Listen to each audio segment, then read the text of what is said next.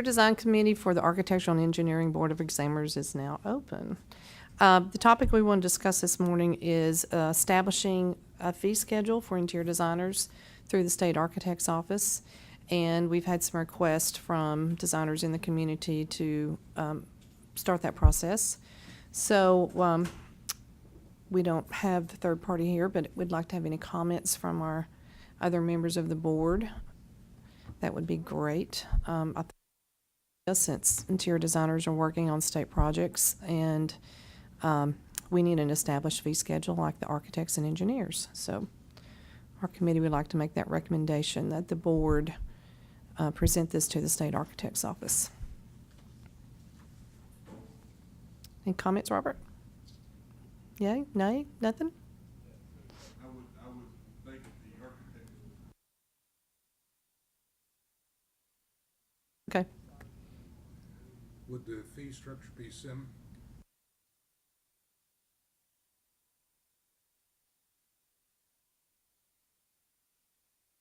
Since I don't do state work, my assumption would be we could probably take an average across the state, since there are 3 distinct areas anyway, and see, what the fee schedules are, and then present them to the architect's office, and then work with. So, since I would be considered a competitor, I should not receive that information. So I think it would need to go to maybe Robert or someone within our staff to collect that information and then present it anonymously to him. So. Work for me, yeah. Rick? There's a state formula that we currently use. Okay. I'm not sure who you talked about getting.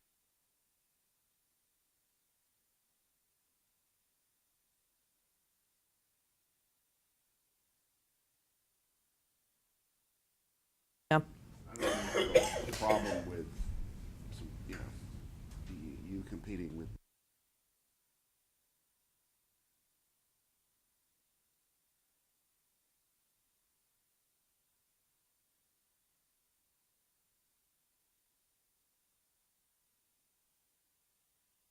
Just to bring you up to speed, I brought up the topic on the interior designers having a fee schedule with the state architect's office. So the committee's going to recommend that we look into that and see what we can do to engage the architect's office to have interior design fees that are listed for state projects. So. Now, is that Well, or through AIA? Well, TIDC has never pursued that. I did check with them in the last 20 years. So my assumption is it has never been pursued. So it would be a kind of a joint venture. But I would like for us to contact them and to see, like Rick said, is the temperature good for us to have that established for interior designers? Because they do work on state projects. And the firms they work with go through QBC. And so, but there's nothing established there. So. At this point, it's considered additional services, and there's been some negotiating that's been very disturbing to some of the East Tennessee designers anyway. So that's all my committee has at this time. So.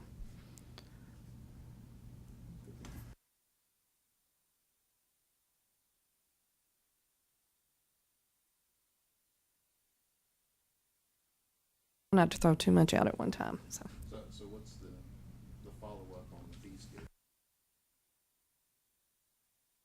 you want me to call the state architect's office, or would you want to send a letter? What do you think would be the most appropriate? I think you should connect with AIA. Okay.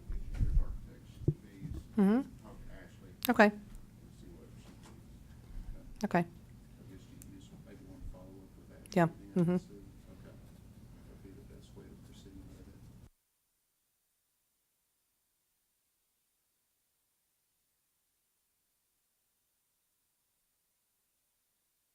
Yeah. Yeah. Yeah. Okay.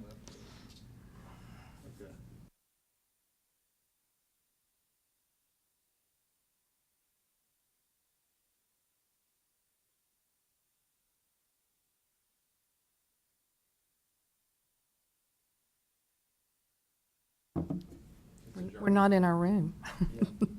You're adjourned. I'm adjourned, yeah. Y'all can move around.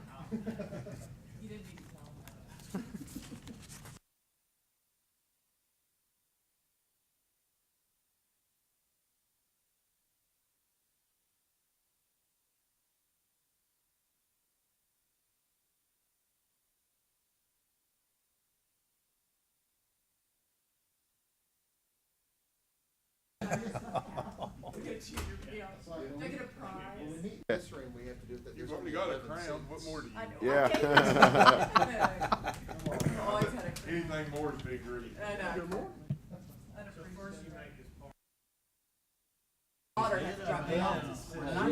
You didn't have to, you volunteered.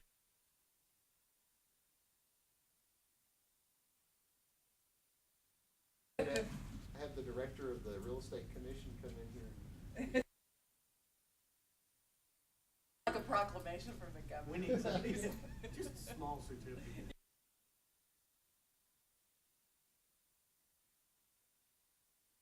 Morning there, Wilson.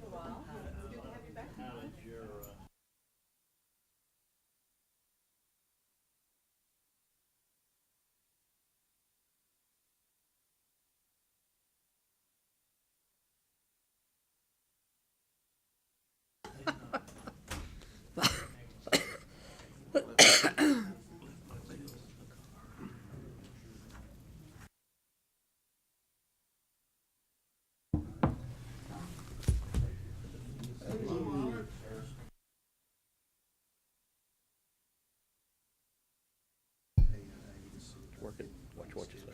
Yep.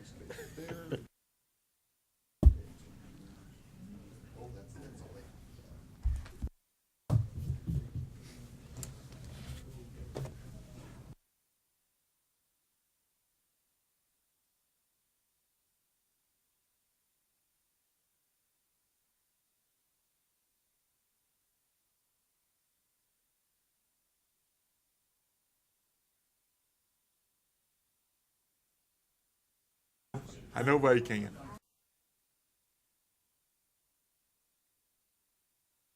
They're better in this room than the other room. Oh, mine came on.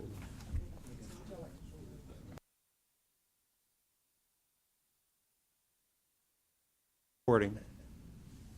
Okay, good. I would like to call the board meeting to order. First on the agenda is roll call. Susan Ballard, Here. Hal Balthrop, Here. Wilson Borden, Here. Robert Campbell, Present. Jerome Headley, Here. Philip Lim, Here. Bill Lockwood. Here. Rick Thompson, Here. Frank Wagster, Here. Ricky Bursai, Here. Laura Ronbold, Here. and Stephen King. Here. You have a quorum. Thank you, Wanda. Yes. I forgot to give you your statement to read. Oh, shall I read that into the? Yes, read that. Okay. This regularly scheduled meeting of the Board of Architectural and Engineering Examiners is taking place in Conference Room 1B of the Davy Crockett Tower, 500 James Robertson Parkway, Nashville, Tennessee. And notice of this board meeting was posted on the board website on November 24th, 2014. And I'd like to, if any of our guests are going to speak, or they have to speak to sign in? No. Sign in. Any guests, would you please sign in? I don't know where the sign-in sheet is, but. Okay, thank you. At this point, we would like to acknowledge our guests. I don't believe I know. Fine, introduce yourself and maybe make a, if you're going to speak, what that entails. Mark Lauer. Thank you, Mark. Mark Span, Oak Ridge National Laboratory. Air Marks, thank you. All right. Announcements. Are there any announcements? I would just like to thank the 4 board members who surrendered their spaces for the Real Estate Commission. So, be Laura, Hal, Ricky, and Robert. Thank you for doing that. Thank you very much. It was our pleasure. When I saw that the list had been taken, I canceled my emails. They are very appreciative, though. Just want to let you know. All on them sometime if we need to. Okay, good. Next on the agenda is review the agenda for changes and/or additions. Does anyone have any comments in regard to the agenda? Any potential changes?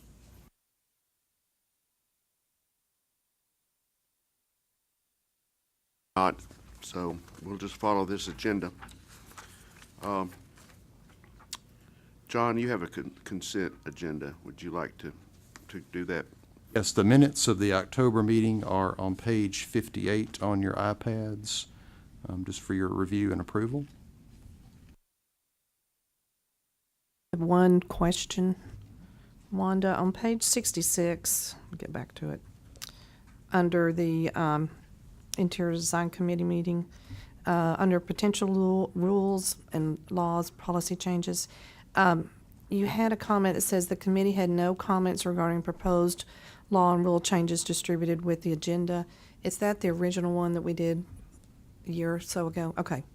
Not because we are making a suggestion to make a rule change. Yeah, those are just the ones that were distributed in advance of the meeting, not the new. Yeah, I just wanted that clarification. Thank you.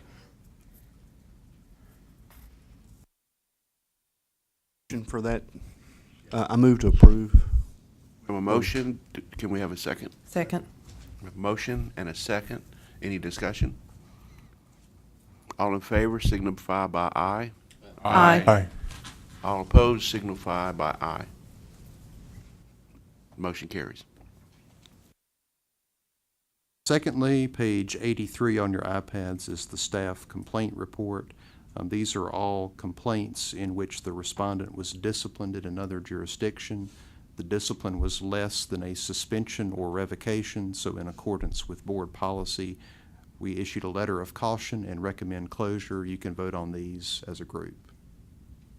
Chairman, I make a motion, we close the complaint. Second. Motion and a second. Any discussion? All in favor signify by aye. Aye. All opposed signify by aye. Motion carries. Professional society reports. We have one professional society member coming in. And I do have a report that was submitted by email from Ashley Ashley. Cates. Yeah. And then Candy spoke briefly at the engineer committee meeting yesterday, so I can just fill you in on.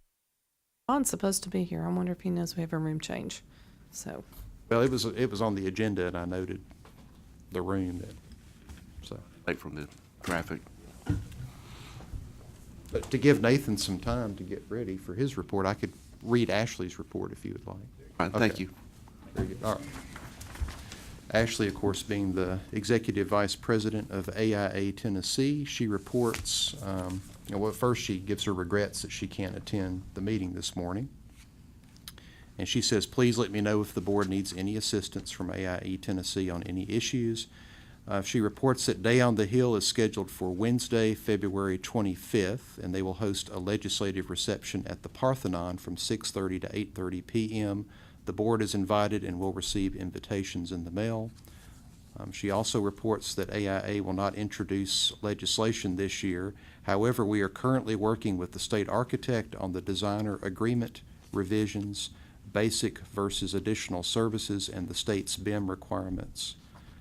And thirdly, Bill Steffenhagen, I guess that's how you say his name, is the AIA Tennessee representative on the State Fire Marshal's Code Edition Update Committee. The next meeting will be held on December 10th to discuss a consensus recommendation to either adopt the 2012 or the 2015 IBC. And Candy also reported on that yesterday. Please let me know if you have any concerns or comments as soon as possible. Adoption for either 2012 or 2015 IBC. That concludes her report. Thank you, John.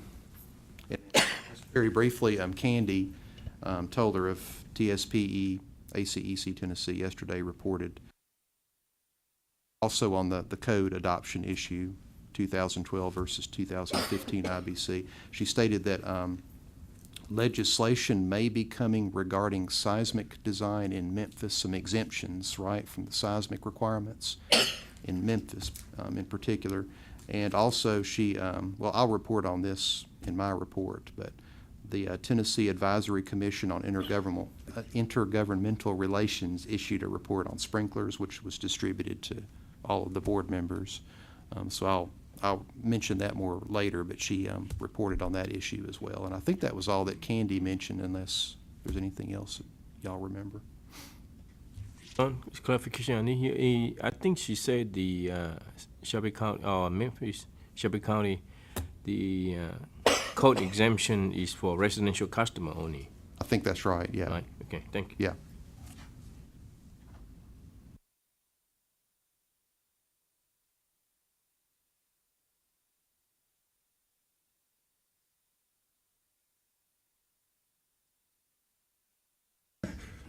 I'm Nathan Ridley. I'm here on behalf of the Tennessee chapter of Land. And our news items are our executive committee will meet Saturday, December the 13th for their annual planning session, which doesn't sound like a big deal, but it's an all-day event. So that'll be important for us. We're preparing for the upcoming legislative session, like the architects. But at this point, I'll know better after that December meeting, but I don't think we'll have legislation in the 2015 session, which starts on January the 13th. And just to help you understand, y'all know that the state's legislature is the board of directors to us that sets state policy, and then y'all implement that policy just as other state agencies do. And our concern is we have 7 new state senators and 16 new state representatives, and they can't even spell engineer right now. They're just newly elected, and they're really sipping from a fire hose. So our educational challenge with them is high. So if you have any folks in your communities that are new to the General Assembly, or even if they're veterans, I would encourage you to reach out to them and tell them what you do. Y'all know that we're in the relationship business, and we try to encourage landscape architects to do that too.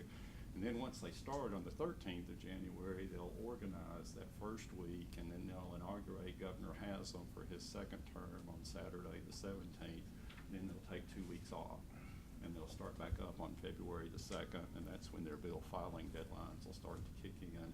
And both of the speakers, who I assume will be reelected, they like finishing in April. So I would think by the middle of April or by the 20th of April, they're probably going to be done for their work. So it'll go very quickly, you know. And that concludes our report. Thank you. And Mr. Chair, I left out a couple of other things that Candy mentioned yesterday, I just recall. Representative Tidwell, who was the lone engineer in the legislature, lost his reelection bid. Just wanted to make everyone aware of that. And what was the other thing? Oh, it slipped my mind. About the hiring of a new executive director for TSPE, ACEC Tennessee. That's underway. They've got several candidates for that position. So, and of course, she's retiring in April of next year, I believe. Thank you, John. Yeah, we have another guest.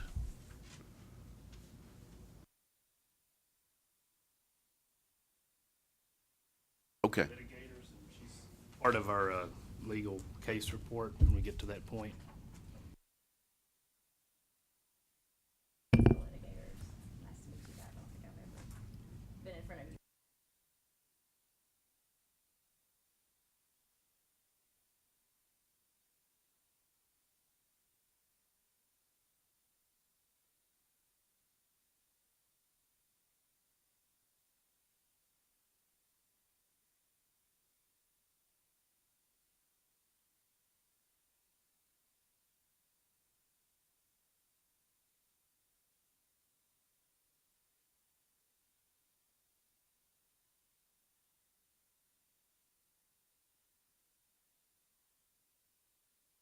To the voluntary revocation of his Tennessee architect license, and he has actually signed. I prepared an order for the voluntary revocation of his license. He has signed it, but I wanted to get your approval on that before, just to make sure you were okay with that. And I have copies of, I have each of you a copy if you wanted to take a look at what I've prepared. Just pass it out. If the board approves this, it'll require Rick's signature to ratify it. You'll turn to page 85 on your iPad. That very first case.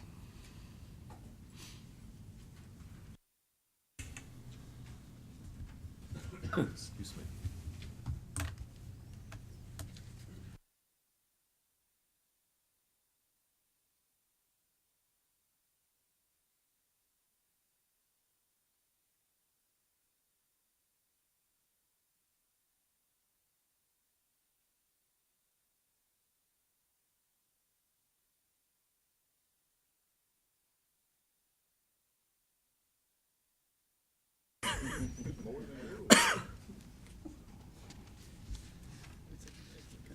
I have a question.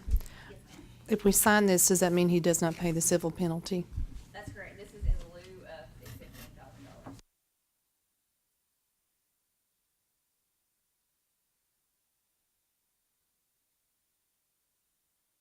$15,000. Code jurisdiction. Moment, the plans haven't been submitted right yet for approval. The plans that he worked on haven't been submitted yet, or So on that point, then, this has not been constructed. correct. They hadn't been submitted to the codes people for approval. Yeah. No, it's, the building's currently occupied and in use. They have like a temporary, yeah, whatever the fire marshal's office for that. Yeah, but Pending what? Do we know what the state fire marshal's office is expecting? Drawings. yeah, they're requiring sprinkler plans to be submitted. Those have not been submitted yet, to my knowledge.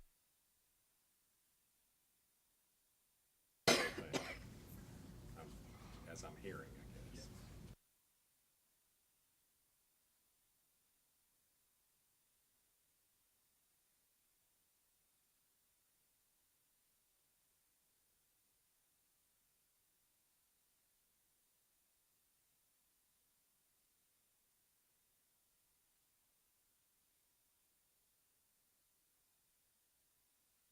Be reported to all the states through the National Council of Architectural Registration Boards, through their disciplinary. And, you know, it could lead to discipline in every other jurisdiction where he's licensed, at their discretion, of course.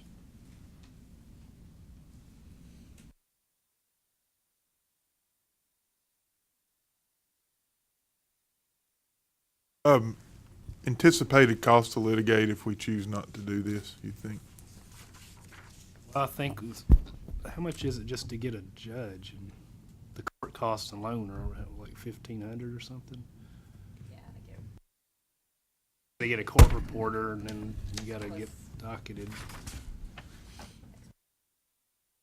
Court witnesses. Yes.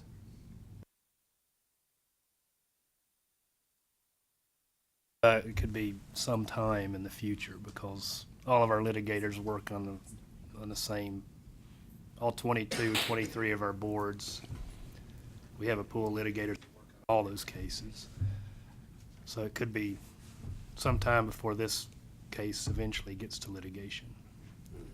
Up to a couple of years. Well, we hope not, but during that time, he will remain licensed, because no action has been taken.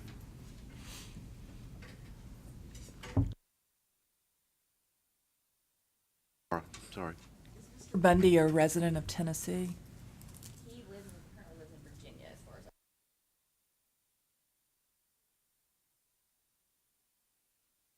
Comment, Steve? No, okay. By signing, if this board approves this recommendation and the registrar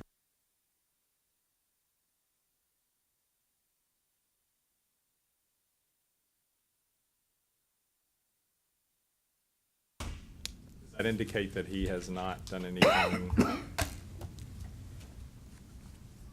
Well, I guess by signing voluntary revocation, does that expunge him? He actually took issue with that, but he agreed to sign. Okay.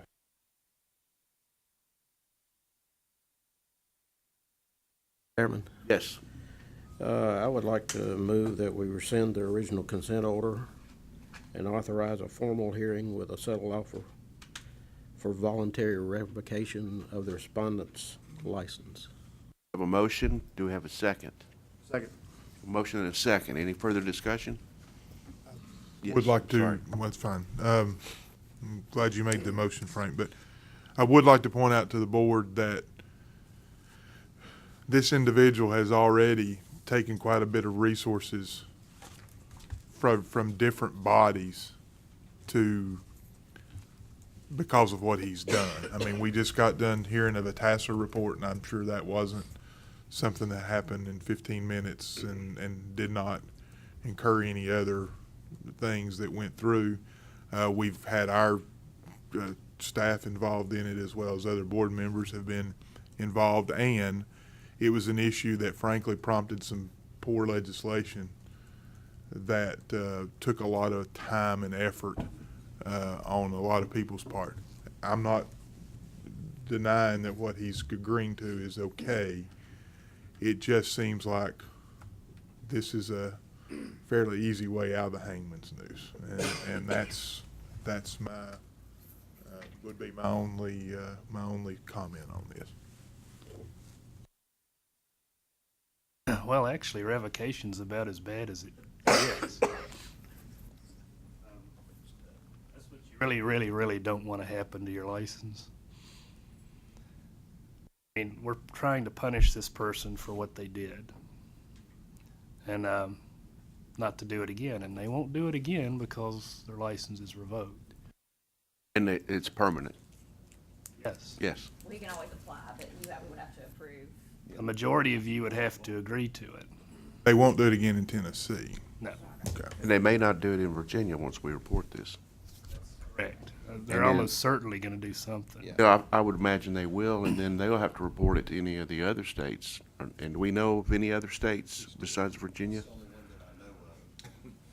Could be others. Well, this will also be reported to NCARB.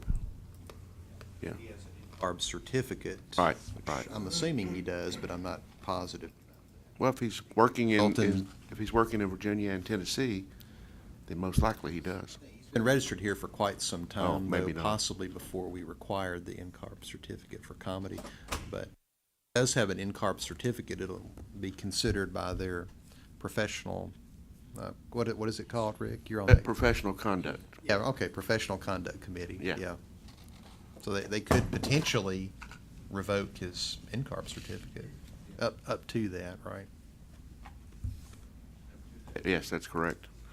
Okay, we have a motion and a second.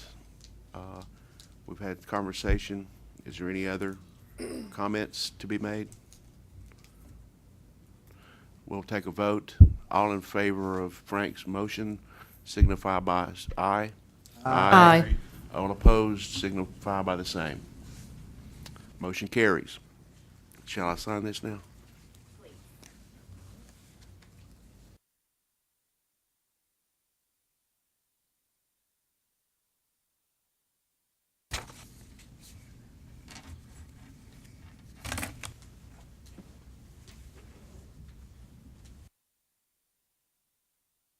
Thank you. Good work.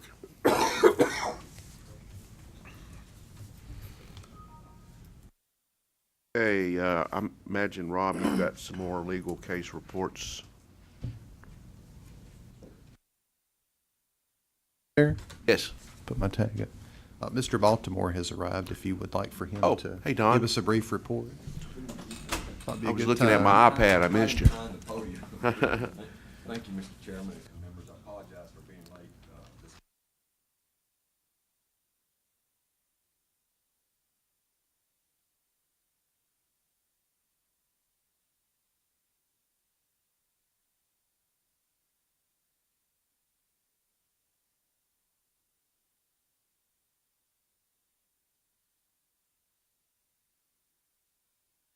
Happy holidays to you as well.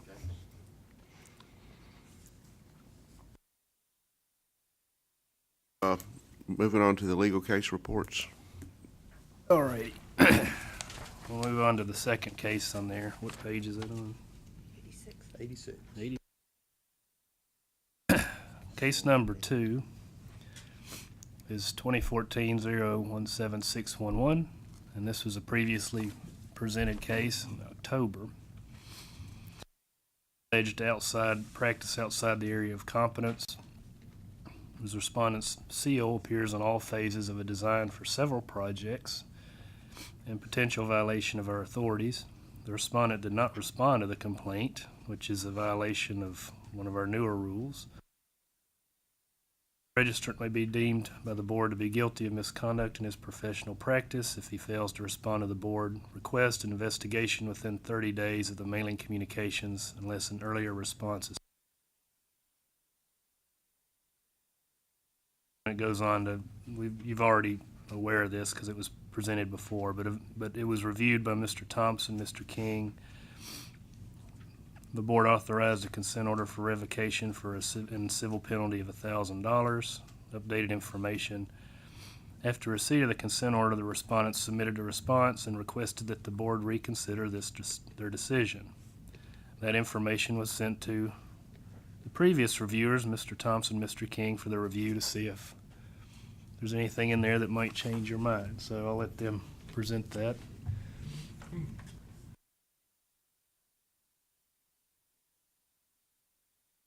I'll go first, Steve, but I'd like for you to back me up here. We responded, and I brought a copy of the email to Francis, that we're of the opinion that he was practicing outside of his area of expertise and competency, and we made that. In addition to that, I believe he has additional from some of the emails, and I may be incorrect on this, but He's had them in the past, for sure, and it's yeah. along the same Well, I've got a lines. July 24th email from Wanda, and this has been a while since we did this, so I'm just asking, were these part of the previous violations? I believe some of them were. I believe so. Well, this is the Cumberland Youth Camp, and I remember reviewing that one. And it's very specific from Robin Lynn Ryan as to what the drawings that he stamped, and there was no calculations, and that's, and he's a repeat offender, so it. The offense is actually very similar every time. What I've reviewed, it has been just about the same one, civil, mechanical, plumbing, electrical, so. I stand by the recommendation. I'd like for Steve, as an engineer, to pipe in on this. And Well, I think the request was for us to review the additional information, and the only thing new in the package that Francis sent was on the security seed building. He submitted drawings from a third party that is a prefab building. Correct. But there were still other drawings that he generated other than the structural that had the HVAC, electrical, same kind of routine that we've dealt with before. So I agree with Mr. Thompson. My recommendation is still the same.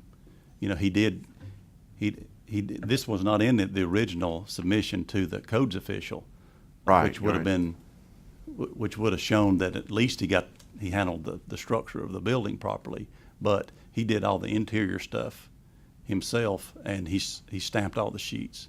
And it's just a continuation of the same problem we've had. Correct. About the middle of, I'm sorry about my voice.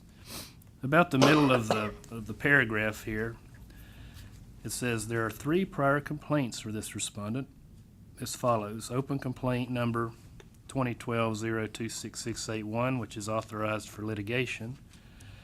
2011-010901, which was closed with no action. and 2012-009461, which was closed upon acceptance of a $4,000 consent order. All of these regard service and areas of competence. So we have one active going to litigation.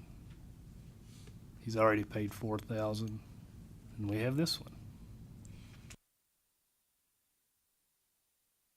Person's an architect, and they just can't stop trying. Refresh my memory, is this the architect that has a master's in engineering? Okay. Considers that makes him qualified. But he's not a PE. No. Right. And we can ask Philip, what makes you qualified in an area of competence? Just having a master's degree, is that good enough? To demonstrate your ability to prove to your peer, and also understanding of how to apply the basic sciences. Yeah, and then the experience is one of them too. You know, so. Experience, education, examination. Well, if I had a master's in architecture and I didn't apply for my license, would I qualify? I've really only seen one case where this was, we had an architect who did engineering and actually did a pretty good job at it.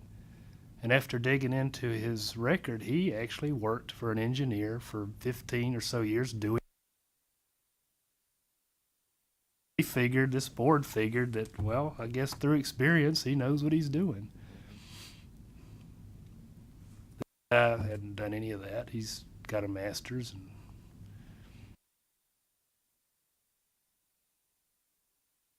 You know, even if he was a PE, I would still have the same concern, because he's stamping multiple disciplines, and it's rare that one would have all those abilities.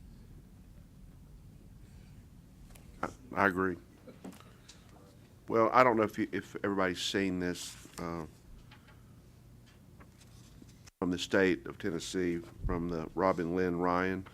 All the requirements, you know, Philip, what you were saying, determination of SDS and SD1 seismic parameters, wind and seismic base shears, flexural reinforcing, masonry, flexural reinforcement, determination of PT at the girders.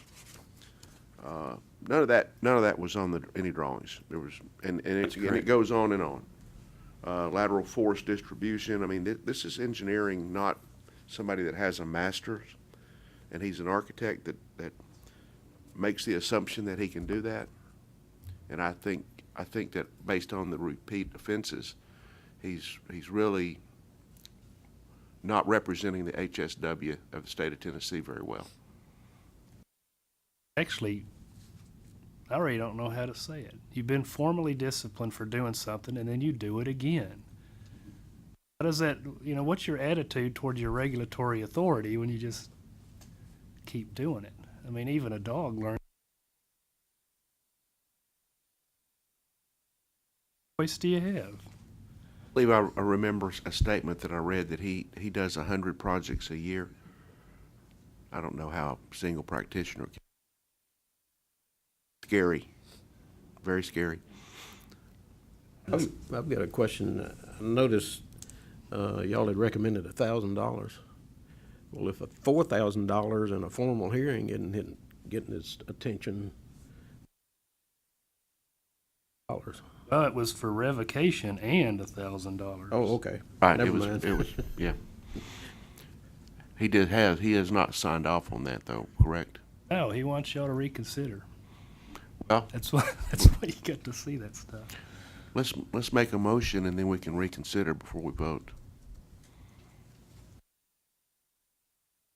I make a motion that we stand with the original recommendation. It sounds like, without pontificating too much, it sounds like that not only has he done what you all allege, but he continues to do what the complaint is.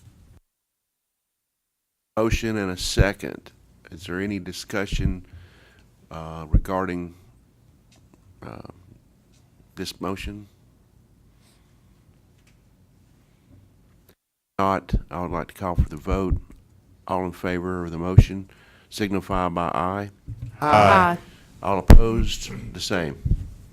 The motion carries.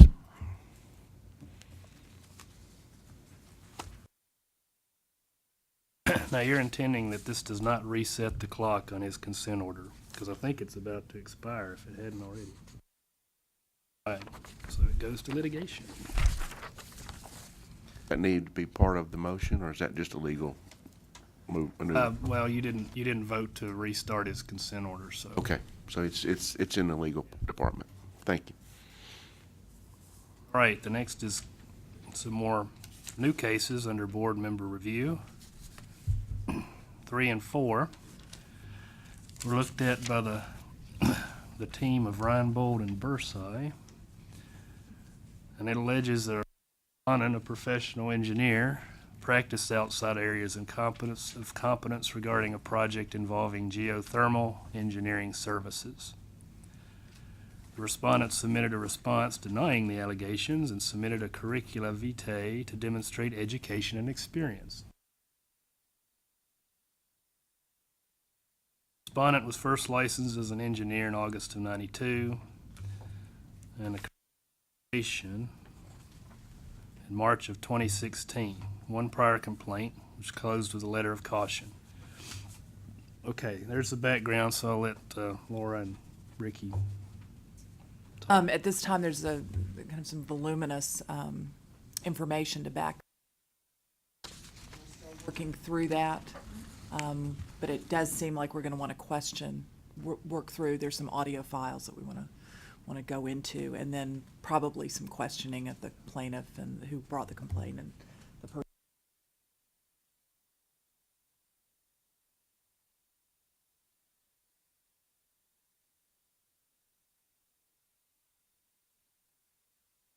Are y'all asking? Okay. You want an informal conference with the people? We think we do. Yeah, we'd We're like to- not, we're not 100% about that, but what's presented, there's so much material there. It would be nice to cut through all that and say what were the issues, and it may be that when we listen to these audio files, that may become more clear, but tell us what steps we may need to take to talk to these people. When you've gotten through the material, just communicate with us, and we'll set up an informal conference if you feel it's necessary.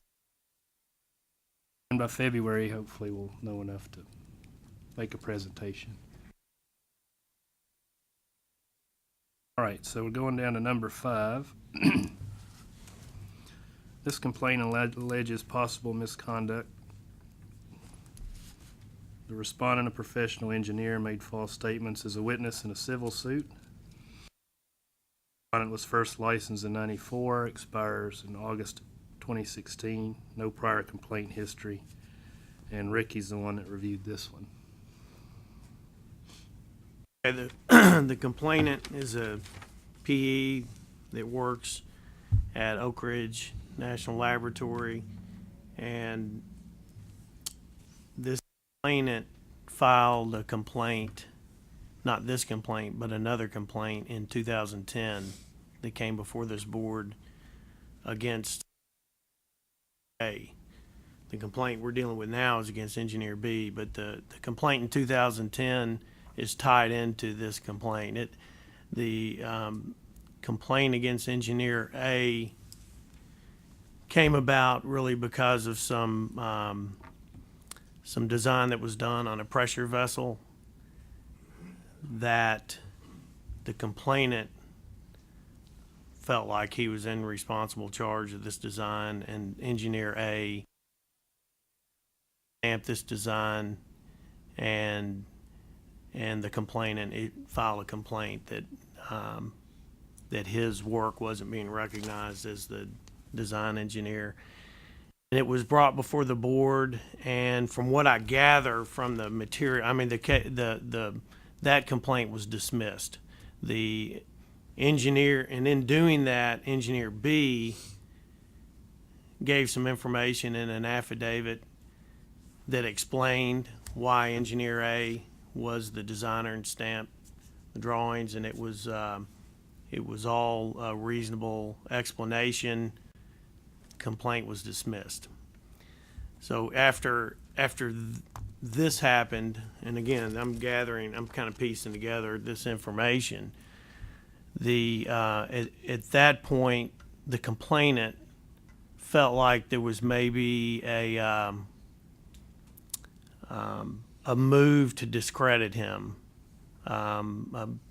maybe conspiracy, and at that point, he filed a civil suit, a whistleblower case, that 2010, and it took 4 years before that case was tried and testimony heard, and that testimony happened earlier this year in 2014, I think in April. And during the testimony, and this was testimony in front of an administrative law judge. And during the testimony, Engineer B gave his testimony, and the complainant felt like he was giving false testimony. And so he filed this complaint against Engineer B for giving false testimony, and cited our rule about being truthful when you're called upon as an expert witness. Looking through all the information that's here, and there are pieces of testimony that are in here, and we can maybe get into some of the detail here, but I just don't think I can come to a conclusion that Engineer B gave false testimony, and there hasn't been a resolution or a decision on the civil suit. So in talking to Rob about this, I recommend that we close this complaint for lack of evidence. And what closing it does, it allows us to come back to it if the outcome of the civil suit finds that Engineer B gave false testimony, we can reopen this case and have some disciplinary measures. But if not, then I guess at some point we can dismiss it, but by closing it, we can have that option. So that's my recommendation. Campbell?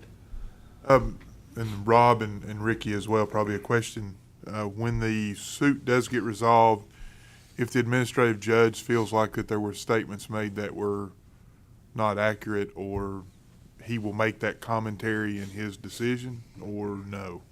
Yes, if the judge will make a ruling in the order that he feels the testimony is not reliable or not accurate. That may be part of the ruling. That would be part of the commentary on the ruling, that this statement didn't seem to be accurate, that statement didn't be accurate, which would give us basis then to go forward. Okay. Exactly correct. If the judge rules that his testimony is unreliable, that's all we need, but we are not really qualified to make that determination. The judge is hearing all the evidence. I think Ricky said that. Yeah, We don't hear all the. Yeah, I felt like the information given, that it would, for me to really make a determination, I would like to hear full testimony from each side, and then it's so, the information is engineering in nature, but it's so specific to pressure vessel design and the way they do things at Oak Ridge, and the standards that they have, that I would almost want some inside party to hear all of this and say, yeah, that's right, or no, that's not right. So I feel like, even though this is a lot of information and going through all of it, I don't think the information's there to say that the claim is valid at this point.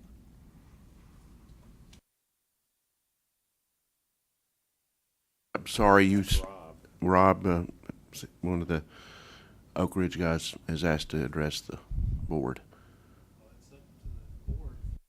The board is the authority to allow or not allow people to speak. Hal I has wanna the floor. make a motion to accept the recommendation of Mr. Bursai on this case. I would second the motion. Motion and a second. As far as allowing somebody to speak, if these people have something to do with this case, it potentially poison your ability to hear it at litigation. Not be anonymous anymore. So in the interest of being impartial, I would recommend that if they are parties to it, that they don't speak. Gentlemen, are you parties of this? Well, we can't hear your conversation. All right, we have a motion and a second. All in favor, signify by aye. Aye. Opposed, the same. Motion carries.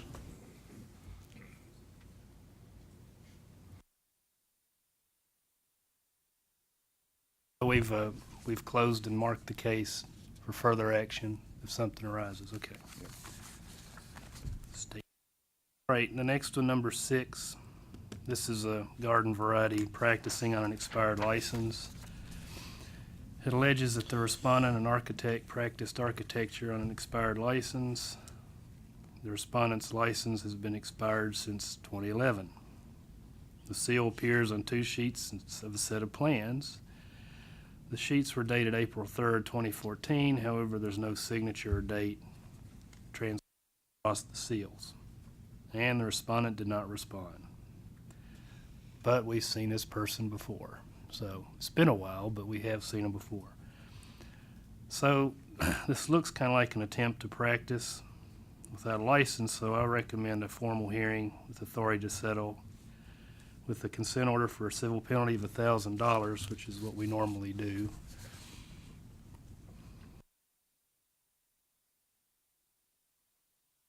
We have a motion to accept that I would move recommendation. to accept the attorney's Second. recommendation. We have a motion and a second.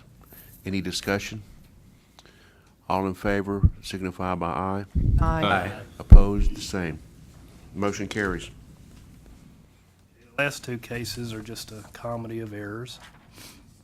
The respondents, one of them is an engineer and one of them is the firm, were disciplined by another state's board in which their certificates of registration were revoked in July of 2014 for practicing and offering to practice engineering in that state while the firm's certificate was expired.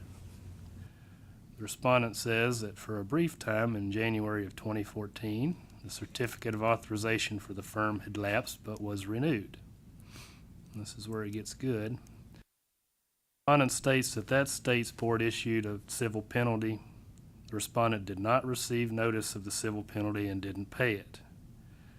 Then they say they received notice of a hearing but did not respond to the other state within the specified time frame, which resulted in a default order. They got revoked. Okay. Then they state that the action was initially appealed, but the respondent is currently seeking dismissal, so he's appealing his revocation. And it hasn't been concluded. The respondent says that they've reapplied for licensure with that other state and is working to provide that board with information regarding the lapse. The rest of it is their registration hit us. So here we have somebody that was issued a consent order. They didn't pay it, said they didn't get it. Then for some reason, they didn't respond to the notice of hearing within the time frame, and they got revoked. So we're taking reciprocal, that's why it's a complaint, it's reciprocal discipline on our part. But they're saying that they're trying to appeal, they're trying to work with it, I guess, in some way to get the case. I don't know how you would feel about that, so I put board discussion on here. I don't know if this appeal, whatever they're doing, makes any difference to you or not. Would our reciprocal be revocation? Well, what have we done for it? We don't get many civil penalty or something, but you can revoke in Tennessee, or you can suspend them for 6 months or a year. That's a civil penalty. That's the civil penalty and suspend? Yeah.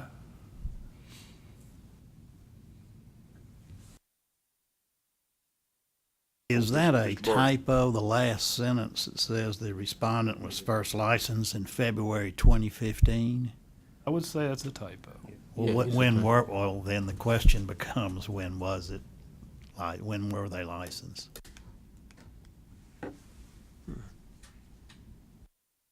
No, everything is on the computer now, and I can't carry the files with me. You do know that they are licensed, though? Yes, Okay. they are currently, both the PE and the firm are currently licensed. It was at some point between February of 2015.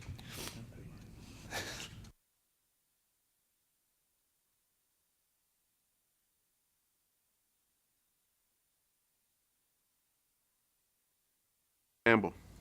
So we are still waiting. We're not really, are we still waiting on the other state to make a final determination? No, we're really not. We don't have to wait for anything. I mean, I don't know what he's doing here to try to, they revoked him. I don't know if they're interested in. They have revoked. Yeah, because he kept dropping the ball about, reading his mail and addressing the timeline and all, and he got revoked. I don't know what that other state's appeal process is. They may not have an appeal. He's telling us he's appealing it. But I mean, as far as we're concerned, it's what's done is done. Want to assess a civil penalty and the chance that he does get his license back instead of revoking him, you could do that. We don't have any determination on when that appeals process then, what the timing is. Or you could put the ball in his court and suspend him until he can tell us what the resolution is. Mr. Chairman, that would be my motion, is that we suspend the license pending a resolution of his appeal. If another state has revoked him, I don't think it's a good practice for us to continue to allow him to practice in our state. So that would be my motion. Have a motion. Do we have a second? Second. We have a motion and a second. Further discussion? All in favor of the motion signify by aye. Aye. All opposed, the same. The motion carries. I would think if he's successful, and I guess I should have said that, we can expand the motion that if he is reinstated, the case is closed with no action. If not, then we'll have to do something else. If you want to make another motion to include that, I'm sorry, I probably should have said something. Addendum then to the original motion that, wait a minute. Would we rescind your original motion and start all over again? Probably be cleaner. There'll be a better way to do it. I'll rescind the original motion if my second will rescind theirs. I'll rescind my original second. Enough to come up with the words to say this. My recommendation is we suspend the respondent's license pending resolution of the appeal from the original state. Based on their resolution, we will revisit his status at that time. If he's reinstated, it's automatically dismissed. Stated that it will be automatically dismissed. If he's not, then we'll revisit what our final outcome will be. That's a script. Question, Mr. Chairman. We have traditionally asked them to take the law and rule test, yeah? Take and pass a law and rule test. So you want to dismiss it without that? At least we think this should be a good opportunity for us to educate him on law and rules. That's in my mind. Would you agree to a friendly amendment? I think the law and rules becomes part of whatever the final resolution is. I will second that restated motion. Motion and a second. Any further discussion? All in favor signify by aye. Aye. Opposed, the same. Motion carries. That's it. Oh, Thank you, Rob. Okay, Director's Report. I got a few rather lengthy oral report, then we'll move into some of the written reports on your iPads. Susan and I attended the CIDQ annual meeting in Albuquerque, New Mexico on November 14th and 15th, and we do have a written report on the agenda for later in the meeting. Regarding that conference, Frank and I attended the NCARB Member Board Chairs, Member Board Executives Conference in Indianapolis on October 31st and November 1st. Not sure why they scheduled that for Halloween, but maybe appropriate. And we do have snow. Yeah, we had some snow up there. Yeah, it was interesting. So we do have a written report on that meeting as well later on the agenda. And a request will be submitted for Hal Bothrop and I to attend the NCAAS Board President's Assembly in Atlanta, Georgia on February the 7th of next year. That's a meeting sort of like the NCARB Member Board Chairs Executives Conference. They schedule it every couple of years. So, and as chair of the Engineer Committee, Hal will be attending that meeting. Hal and I delivered a presentation to engineering students at Lipscomb University on October 27th. And of course, I will be speaking next week in Knoxville, Nashville, and Memphis on QBS and other issues. And hopefully, I will be attending as well to answer all the questions that attendees have. I know Susan's going to attend Knoxville. I think Robert is. Anybody else planning to attend? Okay, Ricky in Memphis. Good. I'll have somebody in Memphis. It's the 11th in Nashville. The 10th is Knoxville. The 11th is Nashville, and the 12th is Memphis. Can you tell me, will I get PDH hours? Oh, for sure. this? Okay. Of course you will. Sure. I don't know about parking. I can. 1 o'clock on the 11th, is that correct? I think that's right.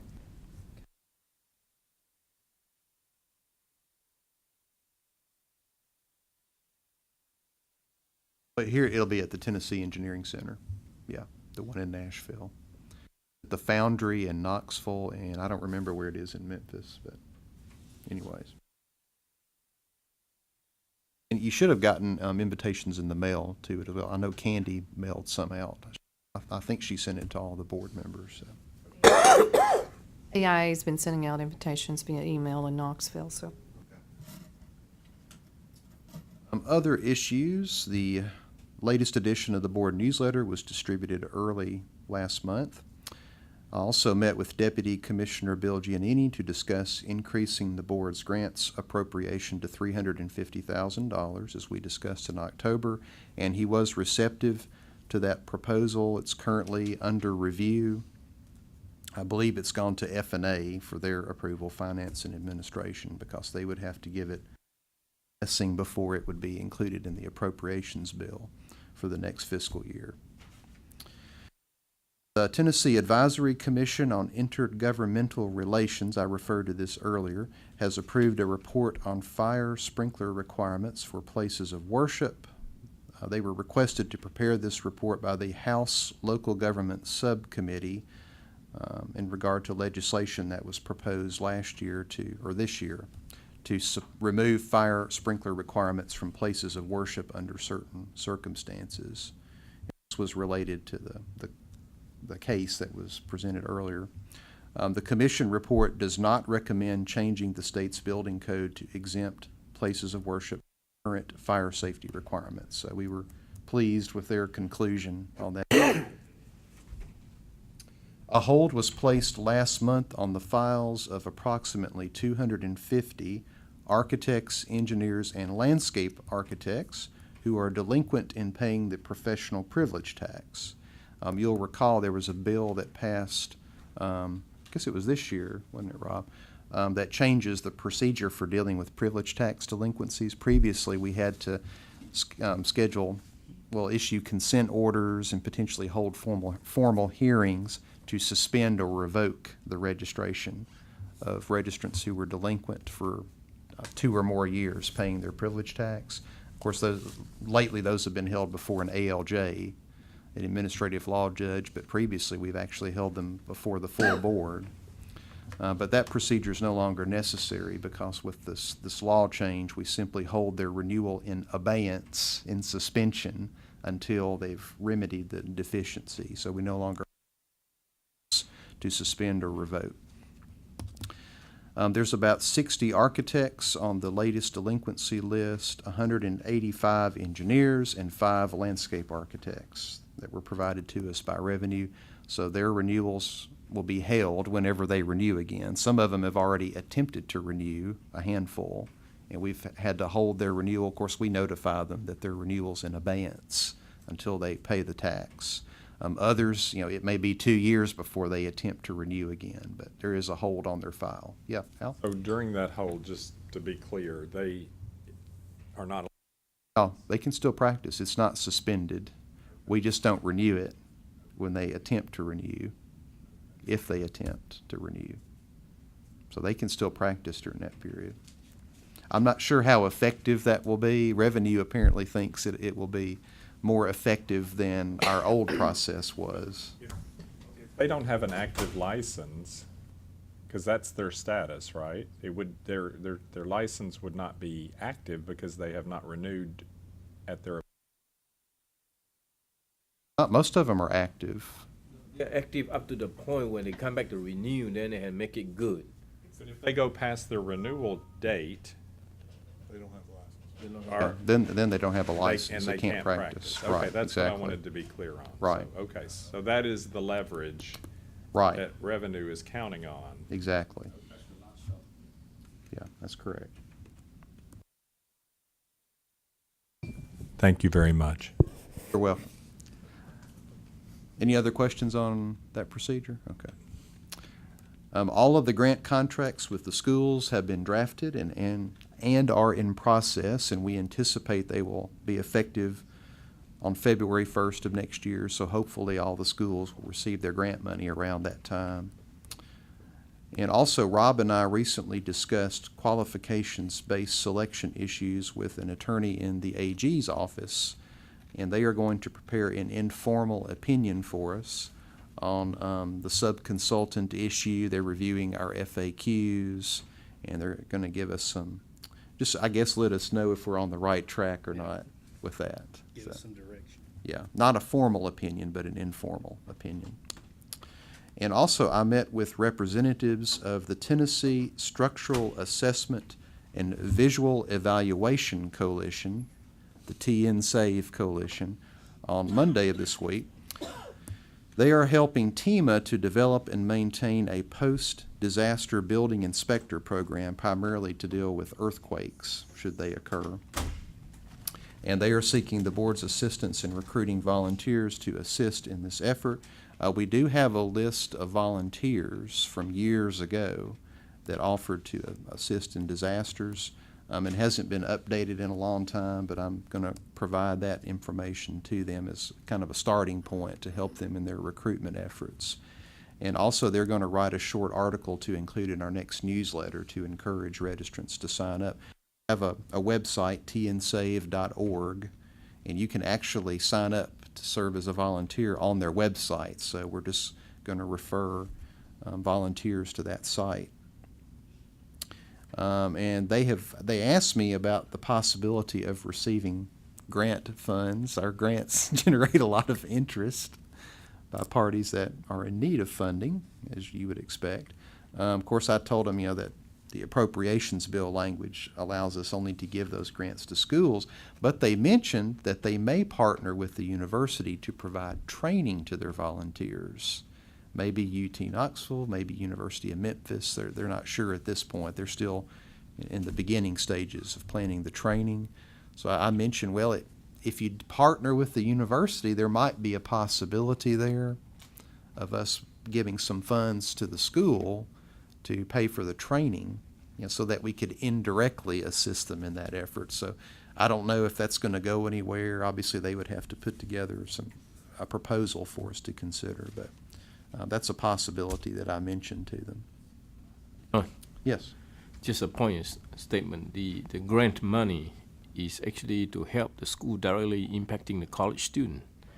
So to suggest otherwise, I would suggest the grant committee with our chair, Madam Chair in here, then to really consider this carefully, because we will never draw an end to it, and we'll continue to stray from our original focus.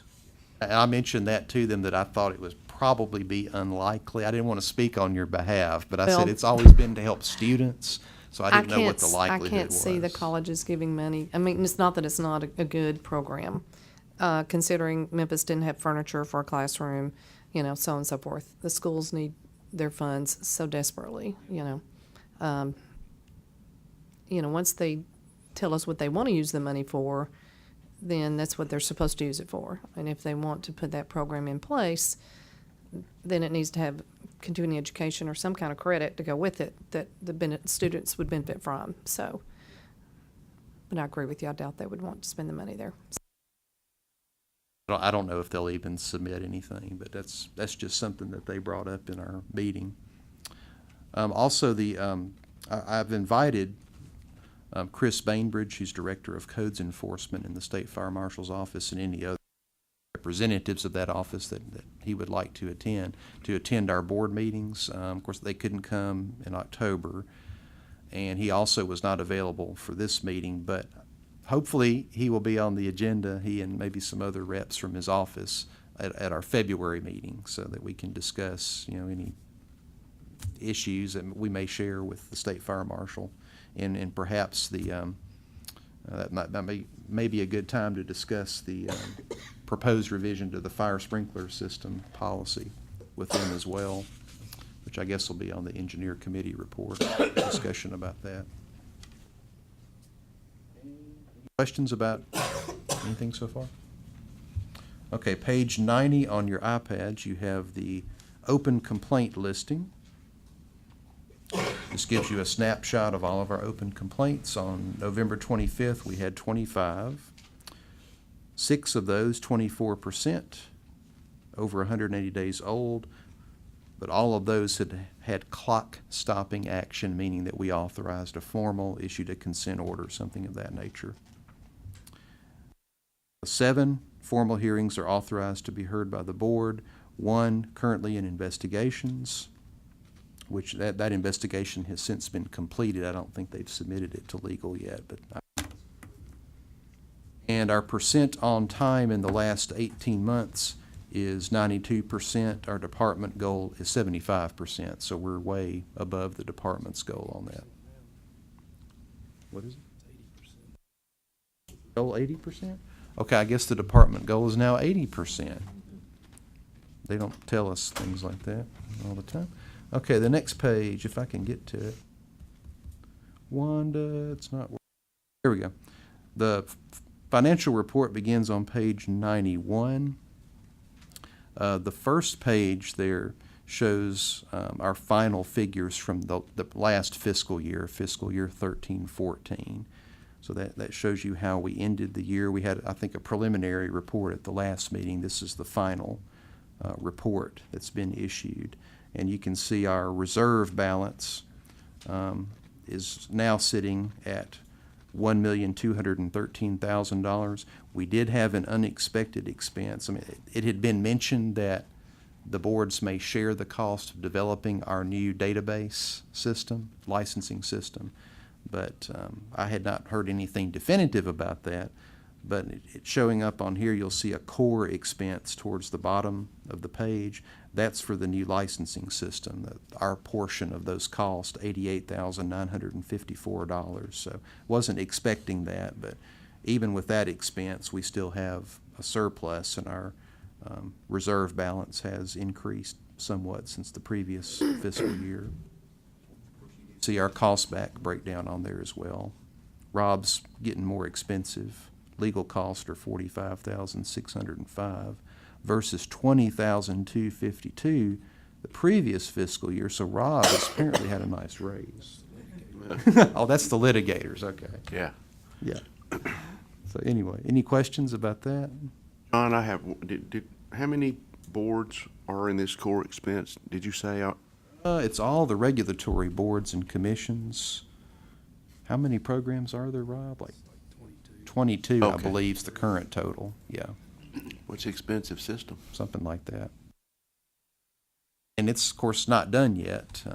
They were hoping it would be released this year, but it's going to be a little later, sometime early next year when it goes live. So there's going to be additional development on it. So we may have the same amount or a similar amount next year taken from our revenue. In the next page, you do have the cost back breakdown showing the formula that's used to develop those cost backs for the department. Of course, not like investigations and legal, I believe that's actually based on the number of hours. Maybe not investigations. A portion of theirs directly billable, yeah. Primarily for the department cost backs. And then beginning on page 93, you have the first quarter for fiscal year 2015 report. Have the detail behind the summary for the expenditures and the revenue. You'll notice that revenue for the first quarter of this fiscal year decreased about $36,000 from the first quarter of last fiscal year. That's largely due to the decline in engineer intern applications since the advent of computer-based testing, as well as the reduction in the engineer intern application fee. So we're not collecting as much revenue from that source anymore. But the expenditures remain largely consistent, I think, overall with the previous fiscal year's first quarter.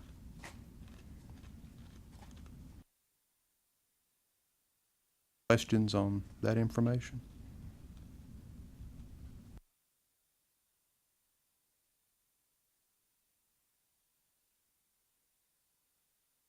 All I have. Okay, thank you.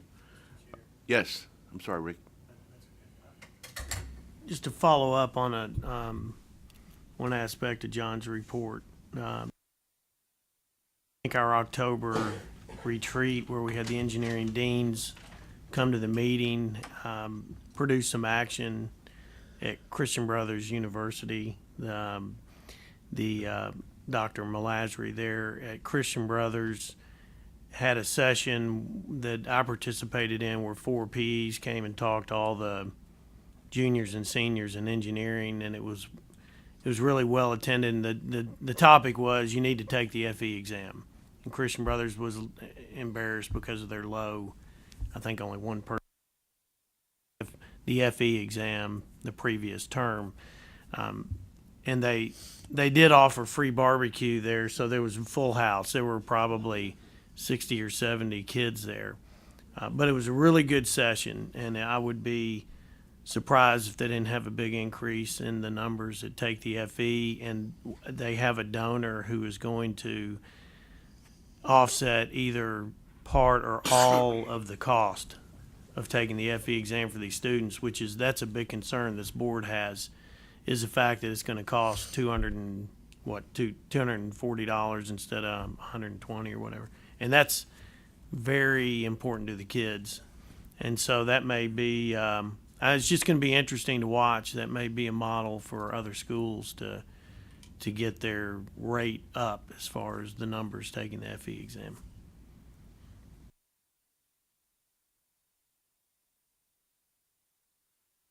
Next on the agenda is the engineering committee report.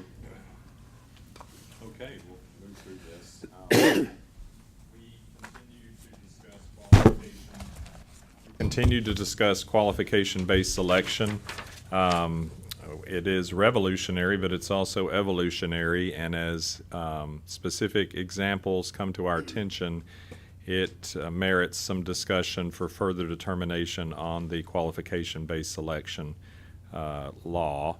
And yesterday, actually, we made some amendments to existing language. John, can you apprise the group of that? Yeah, this is a document. It's later on the agenda as well, but the FAQs begin on page 1, right after the agenda, and we discussed in the committee meeting yesterday a revision to number 3, which I believe Ricky was assigned to draft, and I actually don't have his final draft for that language, so I think it was passed around the table. I'm not sure who ended up with Thought I it. gave it to you at the end of the meeting, but I don't, we'll find it. What was the,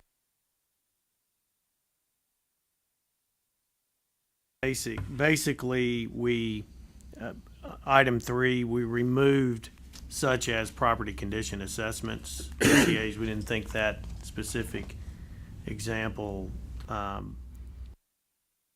stated there. And then we added, after architectural engineering or landscape architectural services and expertise, we added a statement in there that the service had to be, it was something that had to be stamped, because we felt like that, the question number 3 is really about things that aren't plans. You know, plans have to be stamped, but there are some reports and other services that have to be stamped as well. And so we thought a delineation here in answering this is, if you're doing something that's in a report that has to be stamped, then it needs to fall under QBS. And if there are some reports that don't have to be stamped because it's not really engineering or architectural service, like if you're counting traffic lights or whatever, just counting trees, whatever it is, then that wouldn't fall under QBS. So we felt like we added that little language about if it's something that requires stamping, tying that to needing to follow QBS would help.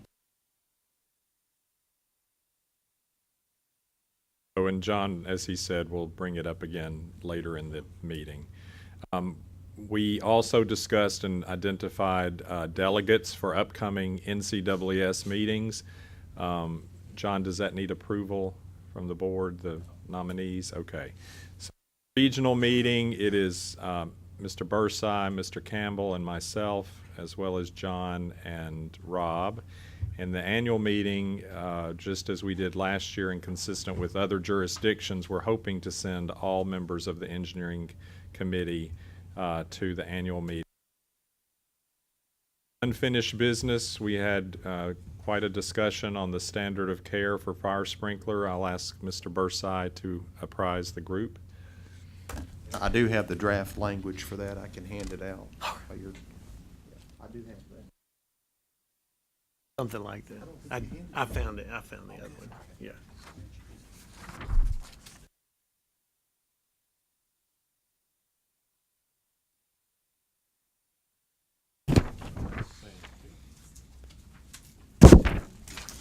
And just as a point of information, Mr. Cothran, does this require board action, the modifications? Not at this point. Okay. Because we need to discuss it.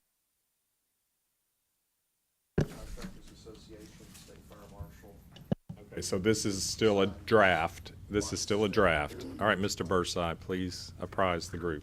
In the October retreat board meeting, we had some people at the meeting from the Sprinkler Contractor Association, and they were experiencing a problem most of the time from out-of-state engineers that would write a specification and require sprinkler contractor to produce shop drawings that are stamped by a PE and then take responsibility for all of the sprinkler design. And this goes counter to our standard of care that was developed in the 90s. And just a very brief background on it. And prior to the standard of care being developed, there were some engineers whose design consisted of the statement, "Buildings shall be sprinklered." And then the contractors would basically do all the design. And problems developed. And mainly it had to do with the fact that when you got into the construction phase is when you found out you didn't have water for your building. You didn't have enough pressure or the volume of water or whatever, and it became a horrible either expense or the building couldn't be built, or because it would be a big change to not sprinkler a building in a lot of ways. So at that point, I think this board was involved with developing a standard of care and said that the the design engineer, the PE is gonna do this much at least. There's a definitive list of things that have to be in the design documents. And at this point, the sprinkler contractor takes it over and does a detailed fabrication drawing. That's the other half of the design. And basically what we heard in October is that some engineers are submitting this much design, but then they're asking the sprinkler contractor to go back and become the engineer of record, basically. So you have two people doing this design, and that's not very good, I think, for the owner and the state. It's confusing. It would be confusing to have two people, two parties, having to be the PE, and I think it's counter to the standard of care that was developed. So we didn't actually have any words in our policy that said specifically, engineer, you can't require the sprinkler contractor to go back and take responsibility for that design that a PE has to do. That the contractor has to develop shop drawings stamped by an RME, responsible managing employee, who could be a PE or doesn't have to be a PE. But anyway, the words weren't there to specifically address this, so that's what's added in the underlined language there that just says PEs can't require that shop drawings are stamped by a PE, and they can't require the sprinkler contractor to take all the responsibility of design. And then we just have a clarifying statement that this doesn't prevent a sprinkler contractor from providing design build services. That's a different scenario than design bid, build, or design. So that's some background on this language being added. Thank you for that. And again, as John pointed out, this will be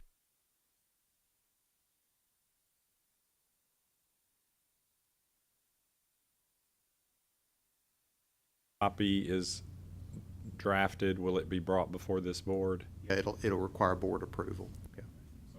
Hope for the next meeting, if the meetings with the other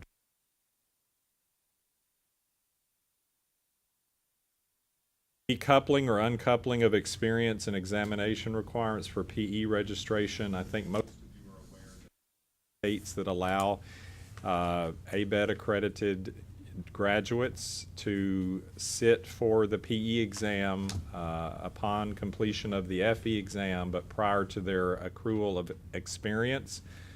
Tennessee does not allow that. We have scheduled, and it's publicly announced per John with ACEC today and TSP tomorrow, and Robert's going to speak on our behalf.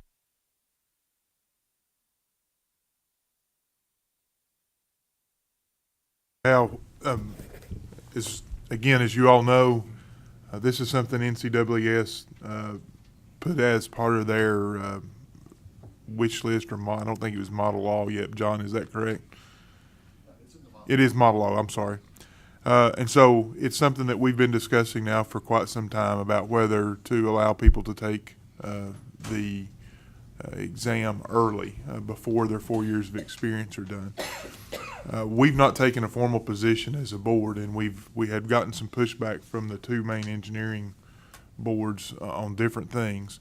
But what's come up recently that has caused us to relook at this are really two or three things. The first is some of the surrounding states, even though South Carolina is not a border state, it's fairly close in proximity, and Kentucky is a border state, have passed this law, or that so that their students can take, or their engineers can take this at any time after they pass the FE. We will then have registrants from those states that will apply for comity within our state. And there are two ways to look at our comity statute according to our attorney. One says that the order does not matter. So somebody can come from another state, and if they've taken the test after year one and gotten their experience later, they can come right on in, which may put some of our registrants at a little bit of a disadvantage, or they may feel that they are at a disadvantage because they weren't allowed that same opportunity.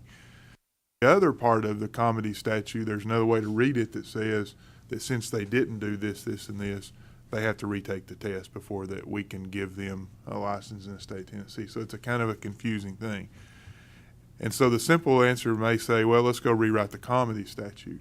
But what are you rewriting it to? And we're hopefully going to get some resolution with these two boards to allow us to move forward so that we go, if we are going to probably at the end of the day, Rob, if I'm not mistaken, have to deal with the comedy statute a little bit to make it a little clearer. And we want to make sure that we go in front of the legislative body with a unified message and a unified language so that we get ourselves out of this. Again, we've not taken an official position, but in our internal discussions, we don't necessarily see a negative side. Other professions, you guys, architecture, landscape, I think allows it to be done early, and other professions do as well. And so we want to present some of this new information. The game has changed a little bit. Get some discussion with them and make sure that we are doing what we're supposed to be doing, protecting the health, safety, and welfare, but at the same time that we're not creating an undue burden on our licensees and on our registrants, so that it's easier to get licensed in another state and then come into Tennessee. And the sad part of the equation is, depending on which scenario happens, and depending on whose ox gets gored, there may be a legislative solution that's sought to this out of our control, such as happened in the master's degree. And we all know some of the, whether you agreed or didn't agree, the legislation was not written to help us in any way. And we fought a lot of different things going through that and trying to determine what is, what's not. And so we don't want a legislative solution to a licensing issue that could potentially come out of this. So that's one of the things that we're really going to discuss with those boards and make sure they understand the other pieces that have now kind of come into play because of some of the issues, the actions of the border states. So that's my report. Okay. We had recess, but I want to make it clear that it was the recess noted on the agenda for the engineering committee was not a literal recess, but an adjournment, because I don't want there to be an impression that we were not effectively. So just wanted to note that. Won't be officially adjourned until Friday, so that's why. I see. That meeting's today and tomorrow. All right. Does any other engineering committee member have anything else to add to our report? Mr. Chair. Thank you. It's been requested that we take about a 10-minute break. And then get back to it. A recess. Yes, a recess for 10 minutes. So.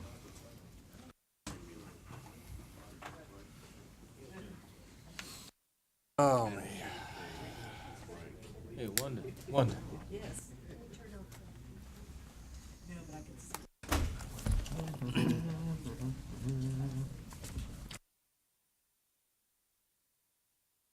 You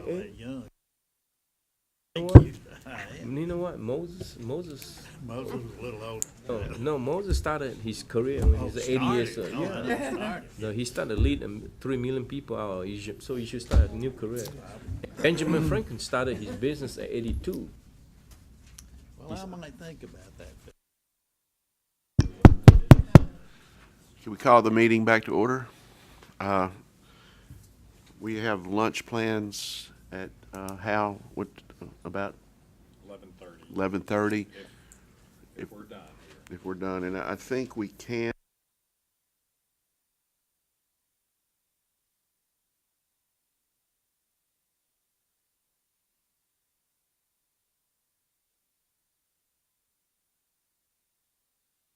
Got to get the cars and all that good stuff.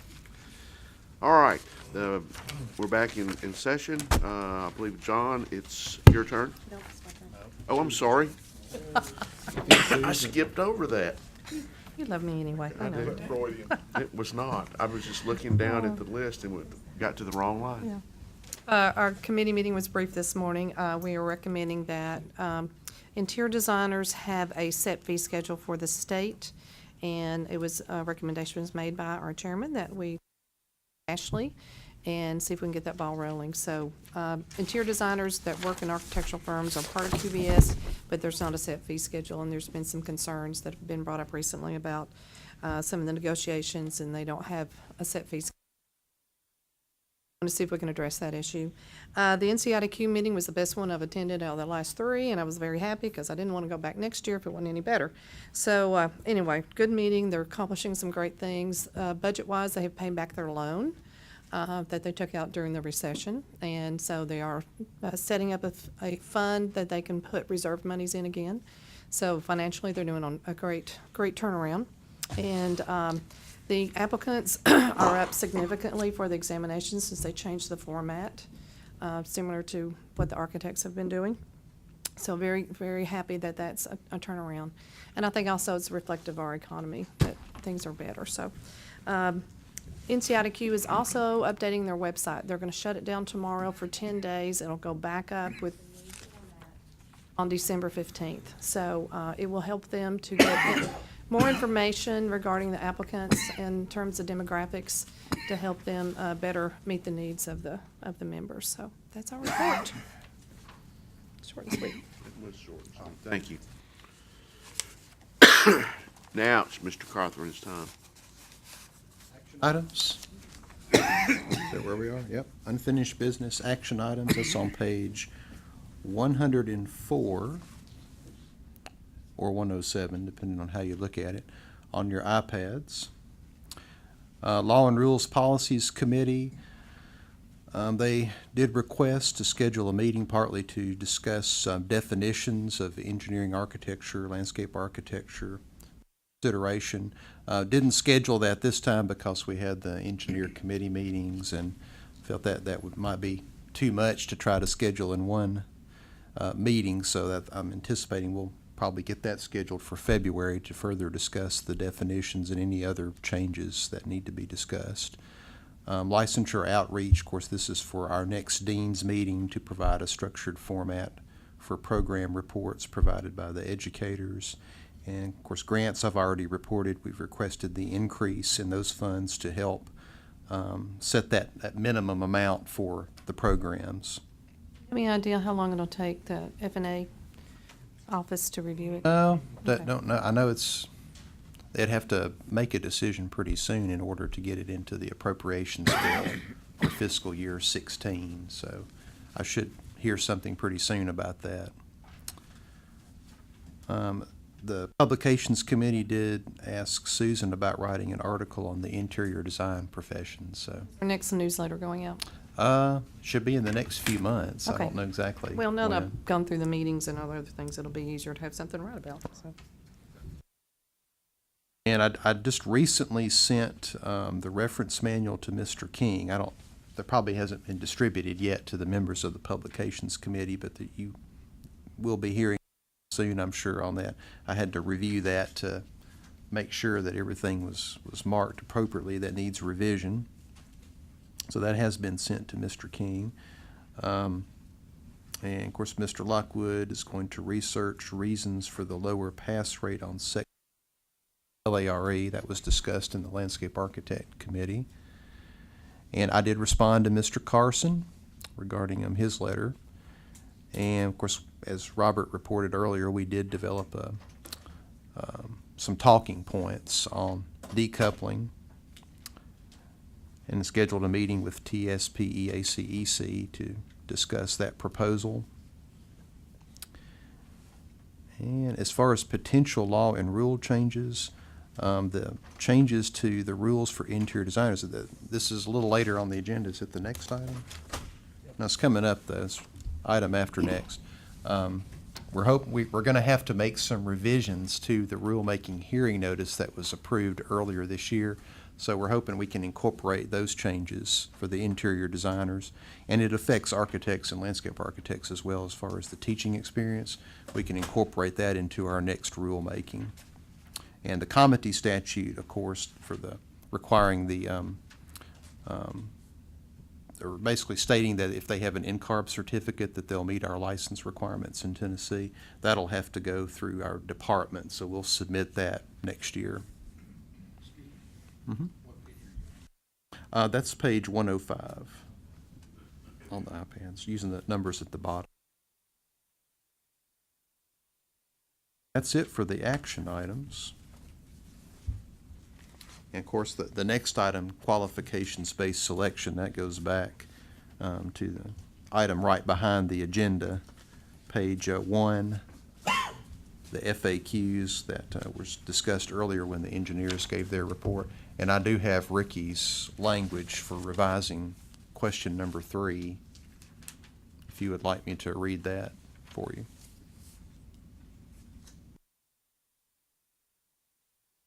Okay.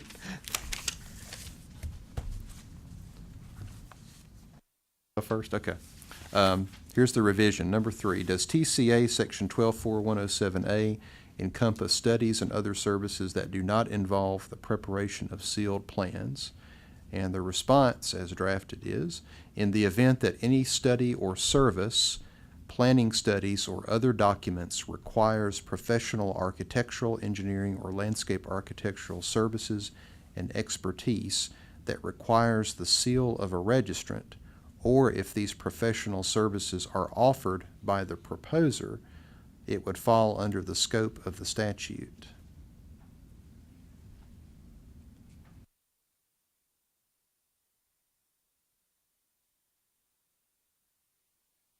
Want me to read it again, or? No. Okay. No. I mean, but it's the same thing Ricky talked about earlier. Okay. Campbell, you have the floor. Thank you very much, Mr. Chairman. The question is, we're getting this informal AG opinion, which I think is a welcome piece of information for us. My recommendation would be that we don't publish anything else on any QBS interpretations until we get that information to make sure that we are going down the right path. And while we can certainly do this if we want to, I just think it's not prudent for us to publish that until we make sure that we are concurrent. And Rob, you would expect that opinion maybe by our next meeting, maybe? I mean, I know it's not an opinion, it's an informal or a... They seem pretty interested in getting into it and getting it back. I hope we can get it by February. I'll follow up and see where they are on it. They've got several people working on it, including the Deputy Attorney General for that division, so on their short list. Probably a good idea, I would think, to hold off making any further revisions until we do get that information from the AG's office. To clarify, Robert, are you suggesting, though, that in conversation, like the meetings next week on QBS, we could further clarify using that clarification, but officially the facts? Because I think as we, as a board, as the demeanor evolves, as Hal said, during this evolution, we ought to keep people up to date in conversation. And if I that's think, acceptable. Yeah, I think that's right. I think the correct tenor even for next week is to say, this is what we understand currently. We do have this preliminary opinion that they're going to look at, so there may be some modifications, and we don't etch these things in stone. And I know we've had some great discussion about design builds and different things, and there frankly going to be some issues that we're not ever going to be able to get our hands around, because if somebody's intent on circumventing it, there are probably enough ways to circumvent it. But we do need to take care of what we can take care of. So I think that waiting for the AG may help us to make some consistency going forward. But you're certainly right. Here's what we've got today, but this is something that's coming later.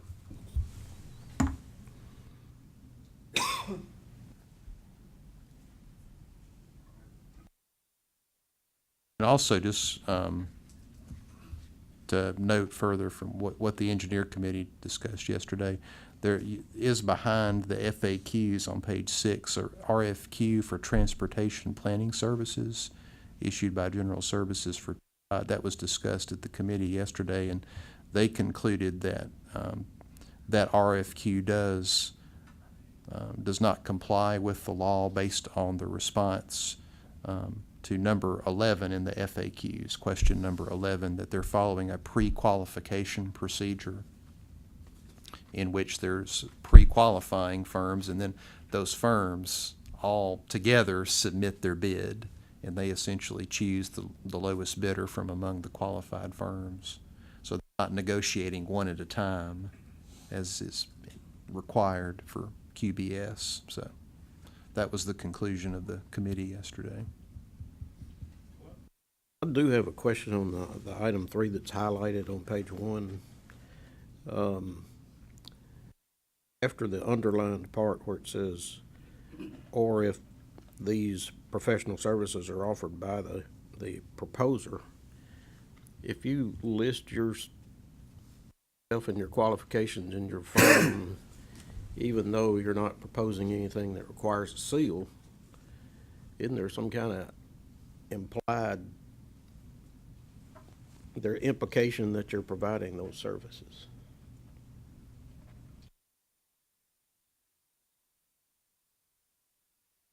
Architect or engineer or professional engineer or... Yes.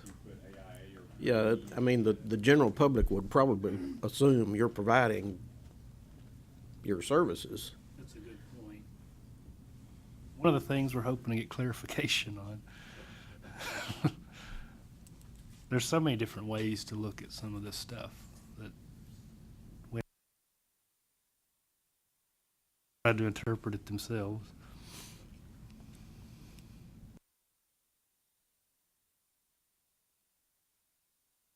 We did discuss that some yesterday, the fact that there could be some very preliminary stages that don't require a registrant for the information, but we didn't think that would mean that a registrant could not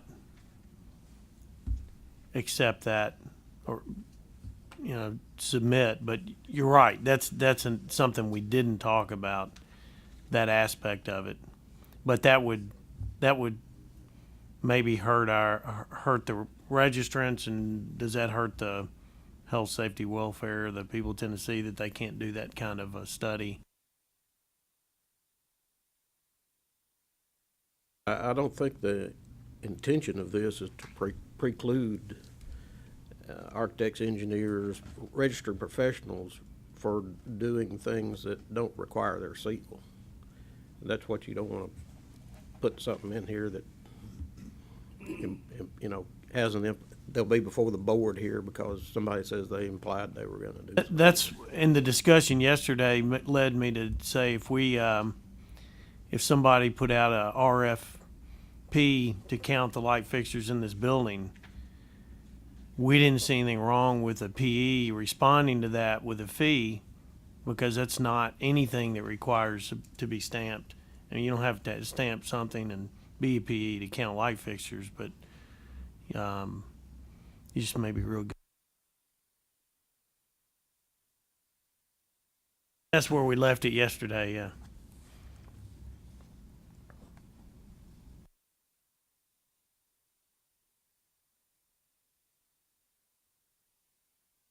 Ready to move on to the new business?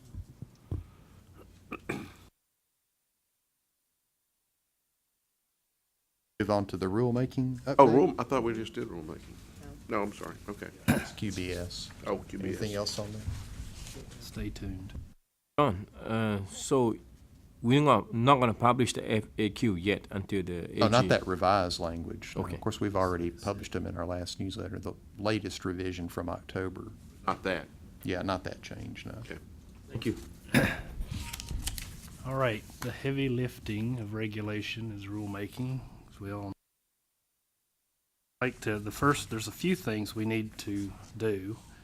The first thing I'd like to ask the chairman to do is ask for a motion to withdraw our notice of rulemaking hearing that's currently circulating in the department. One we approved 2 meetings ago. Or 3. August. So we can add some more items to a new notice and get it going. because it hadn't left the building yet, so it's sort of in its early stages, so. Well, may want to give a little background first as to why that's necessary. Page 106, you've got the rulemaking hearing rules that were filed last year. Remember, August of last year, we held a hearing, approved rules. Took a long time for them to work through the process. They're finally filed with the Secretary of State, and they're going to take effect on February the 15th of next year. So we do have an effective date for those changes. Yeah. Look on page 111 of your pad. Yes.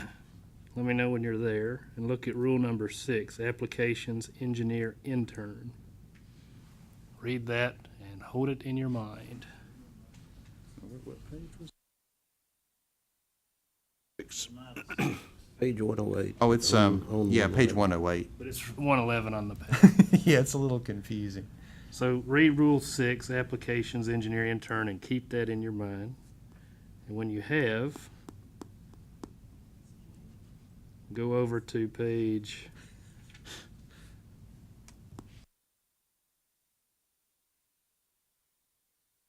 page 133 of your iPad, where you will see the red line version of that same rule.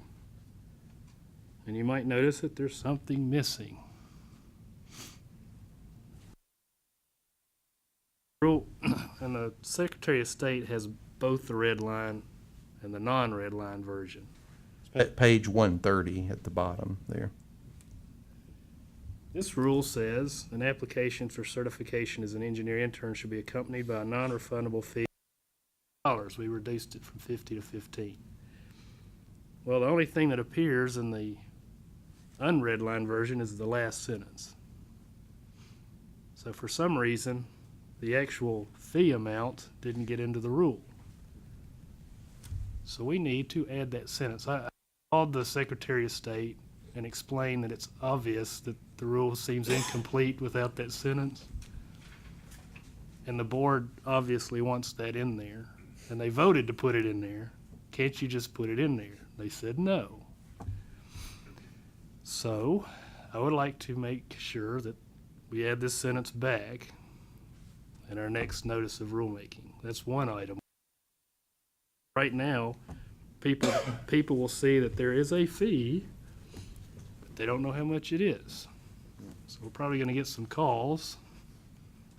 You know, how much is this fee? And we can already to It's in the assess the fee, instructions. but it's just not. And we've been charging 15 in anticipation that the rule would take effect quickly, which of course it didn't. That's one thing I want to do. And I think there's some other things. Yeah, there are. Just a question, is there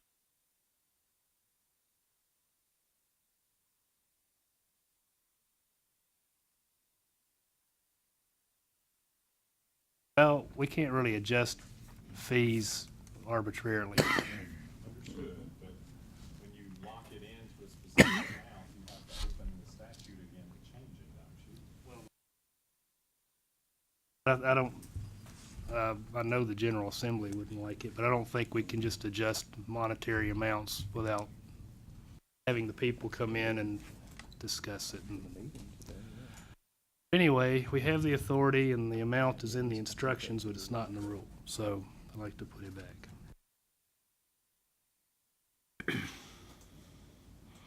Other matters having to do with interior design and all that Susan wants. So we've got a new notice of rulemaking hearing draft, if I can get to it. These are lengthy documents. Let's see here.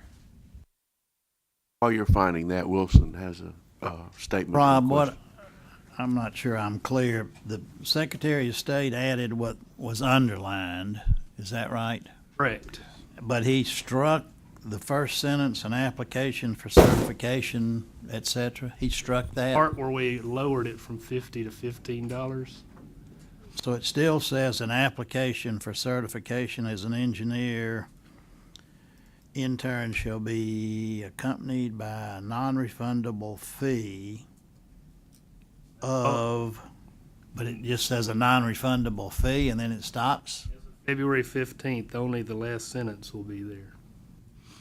Only the last sentence will be there. Refers to a fee, but doesn't Doesn't provide tell them how the much fee. it is. So is the fee on the application and everything? Part of the instructions. The information's there. Well, it's then just why, not in the rule. why is it, we're gonna go to the trouble of changing this if you're telling them on the application anyway what the fee is? It needs to be in the rule whenever we assess a fee or something that would impact somebody's application or license. Because the rules give us the authority to collect the fees. If it's not in the rule, then that could be challenged, right, Rob?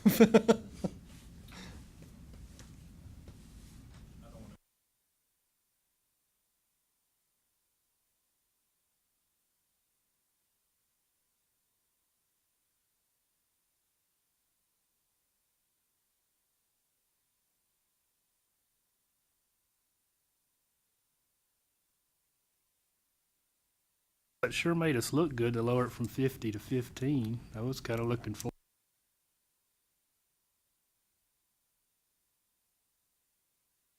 Next time, it might look like we're actually raising it, you know, Establishing a fee. establishing a new fee when we're not actually. So we'll have to probably explain that. Page 151 on your iPads is a draft of probably should have put in draft across this, a potential notice of rulemaking hearing if you vote to withdraw the previous one, which they haven't done yet.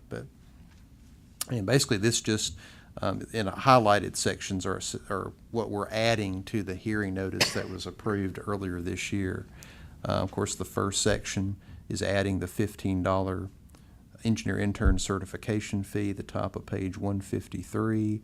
And then we're adding for the architects to their education and experience rule, language stating that architecture teaching with full-time faculty status in a college or university offering an approved architectural curriculum of 4 years or more may be considered at the discretion of the board as practical experience in architectural work.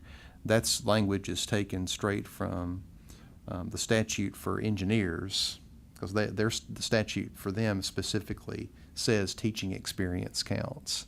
We don't have that for the other professions, so this is simply adding similar language to the rules for architects and later for interior designers and landscape architects as well, to allow for teaching experience. So this is just for experience, because NCARB doesn't recognize that for HSW.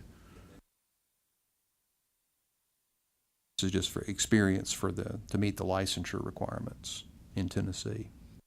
It does the same thing to the rule for landscape architects highlighted below that. Same wording, except we just added landscape to it. And let's see, further in we have page 160, the misconduct rule for architects, engineers, and landscape architects. Since we already had this rule open for the rulemaking, we thought now might be a good time to just go in and delete the section about payment of the privilege tax, delinquencies and privilege tax payments. That section is now obsolete because, as I mentioned earlier, we're simply holding their renewals now. We don't have to have hearings to suspend or revoke their license. So that's now obsolete. So recommending that be removed. And then page 161, experience requirements for interior designers. It adds the teaching. Paragraph 4 there adds teaching. So that can count for their experience requirements. And also, paragraph 5C will read that an employer reference or a reference from a registered interior designer or registered architect may be substituted for the client reference if the applicant is an interior design educator. So it gives them some flexibility there on their references. Those are all the changes that we would recommend right now for the rulemaking hearing notice. You don't have to vote on this today. I mean, this is just a draft, and you could vote on it officially at the next meeting, right? Because they have to do the economic impact. Yeah, if you vote to withdraw the former one, the one that's circulating now, in favor of this one. The next time in February, I'll bring the regulatory flex. You can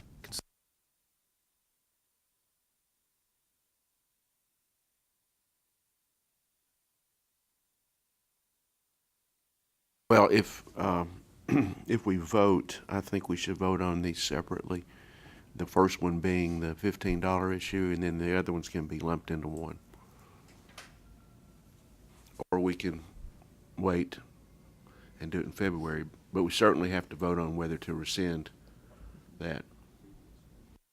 We're gonna make the changes, that makes the most sense. I think there's enough things in here repealing the obsolete reference. Correct that first one and add these elements, the teaching experience and the housekeeping stuff that's in there. Hey, can someone make a motion to rescind the rulemaking hearing? Notice. The notice. I move that we rescind the rulemaking, Notice the rulemaking here. the notice of rulemaking hearing. Whole second. About a motion and a second. Any further discussion? If none, all in favor signify by aye. Aye. Opposed, the same. Okay. Motion carries. Okay. Yes. On page 149, 22, or 152, 152 on the pad. There's where it says Rule 012004-.05. That doesn't read quite right. Yeah, that And- word applicants, I don't think is appropriate.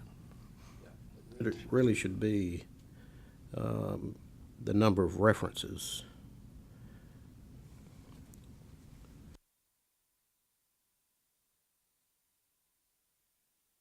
Says the experience requirements is amended to increase the number of applicants for regulation as a registered interior designer from 3 to 5. You're trying to get references for the one applicant.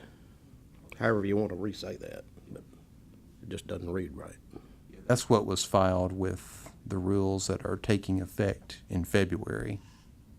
And that's just a summary, That I won't think, that was appear. included, yeah.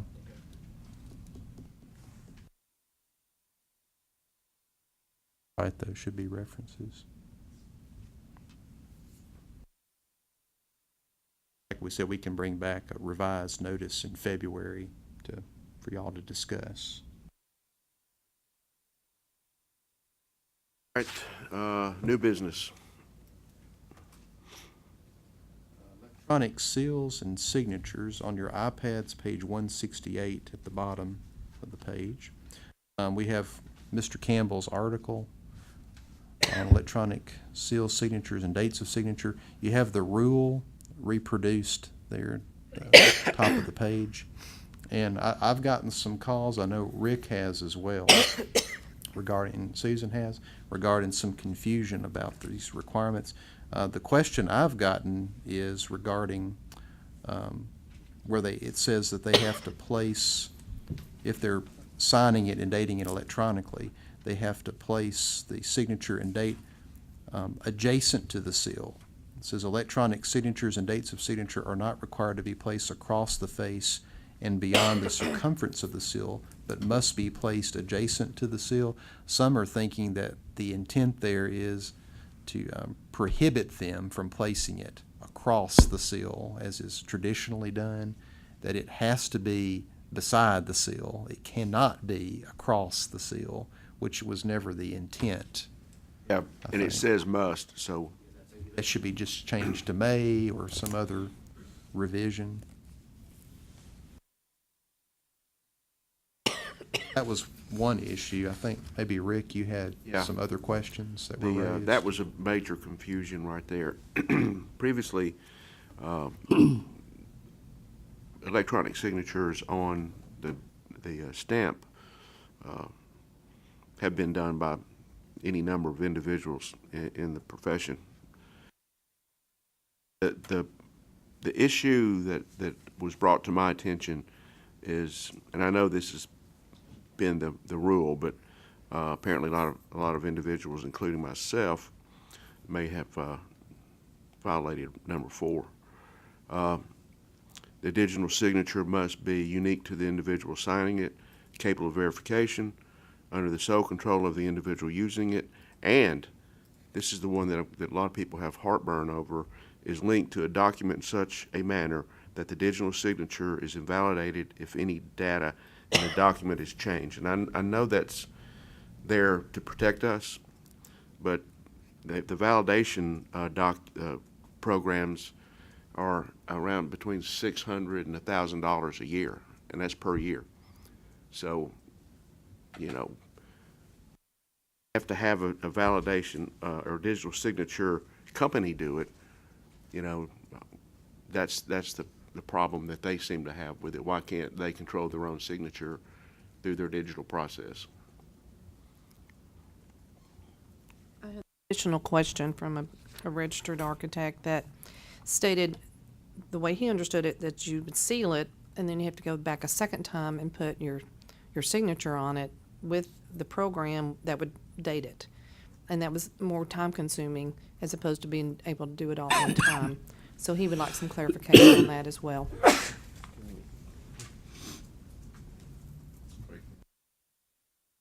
Ask Robert on that point.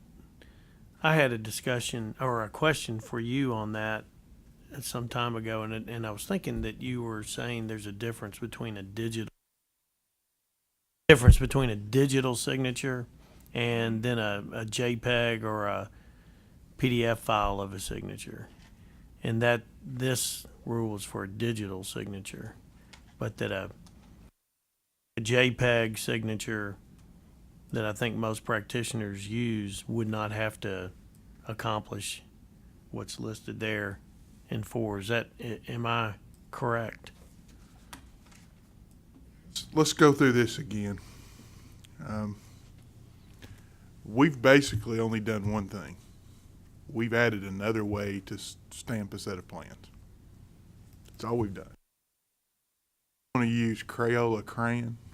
As long as it meets this part of our thing, you can do whatever you want to. If you want to copy your seal onto a set of plans, insert a JPEG on top of that, you can do it. If you want to put your stamp on, if you want to manually sign it, you can do it.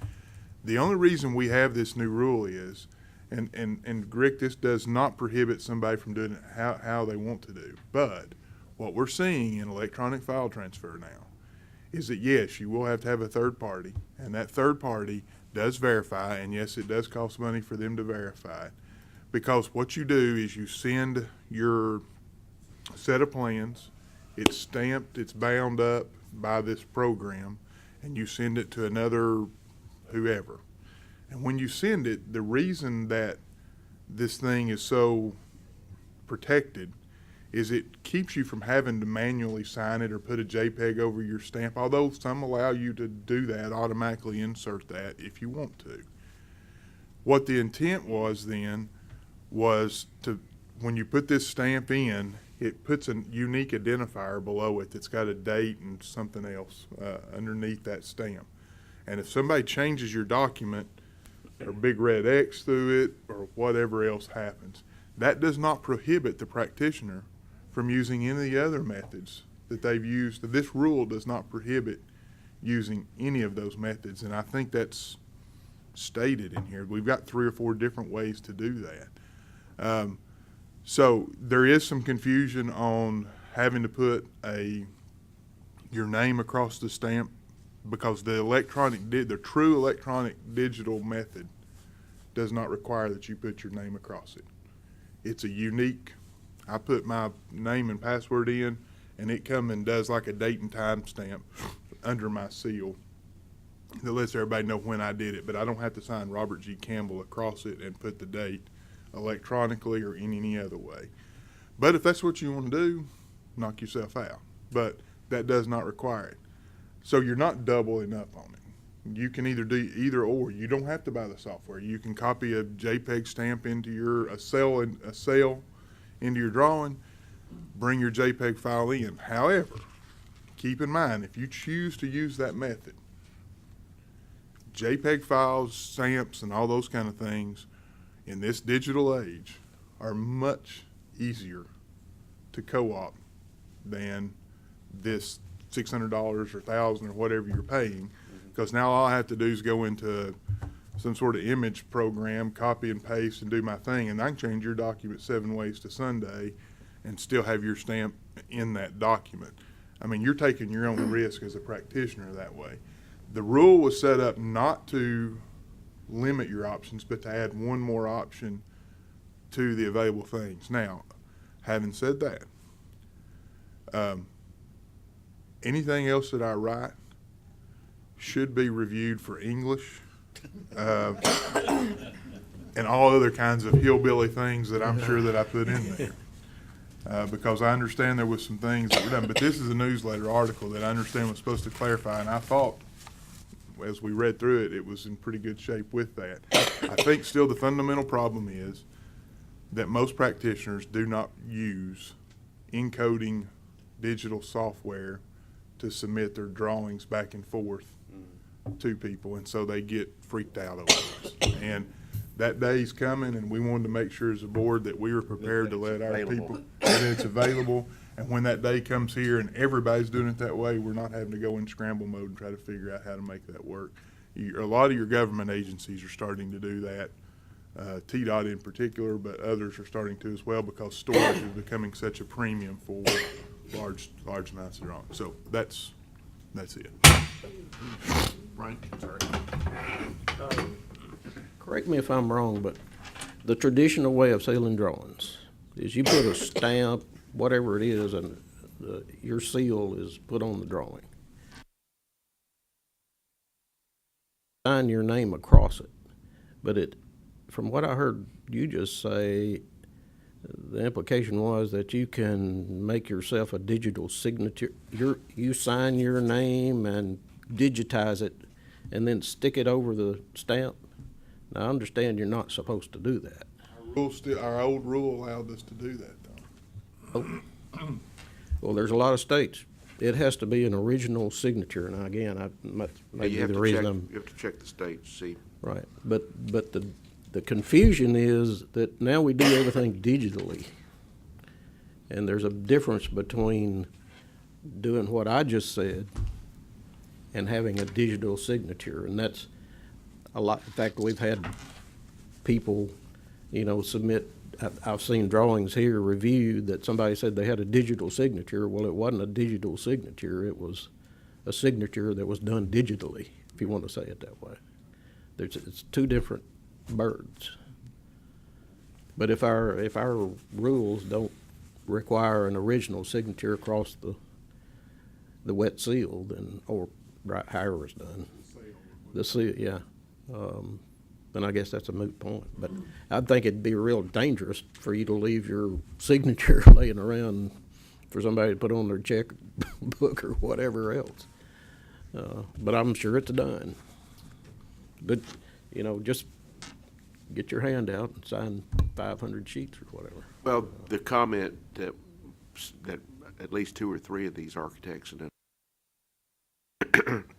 they were concerned that if item 4 of the 4 items was not met, then they could be, have a complaint filed against them. And part of that conversation I had with him was why I wanted to bring this up, is that if that is just one of the items, then if you get a complaint against some,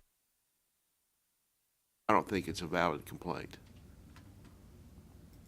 I wouldn't want to tarnish someone's record because they didn't have a linked document. And if they wanted to take it upon themselves to do it differently because of the cost, then if we're going to actually require that, we need to make it clearer. Yeah, but like Robert's saying, you've got 2 options. You've got option A and option B, and option B is the one that includes part 4. Right.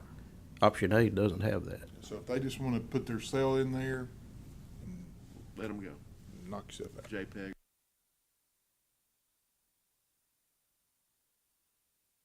says in here that you're not supposed to put it across.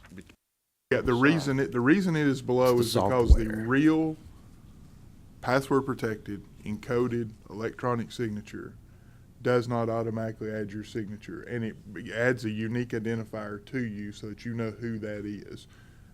So that's extra effort to go add a digital signature on top of something that's already signed by the computer program. And it's safer than anything you're going to do anyway. Well, we're looking into to doing it that way. I just wanted to, get it out. So if someone hasn't been doing it that way, we need to.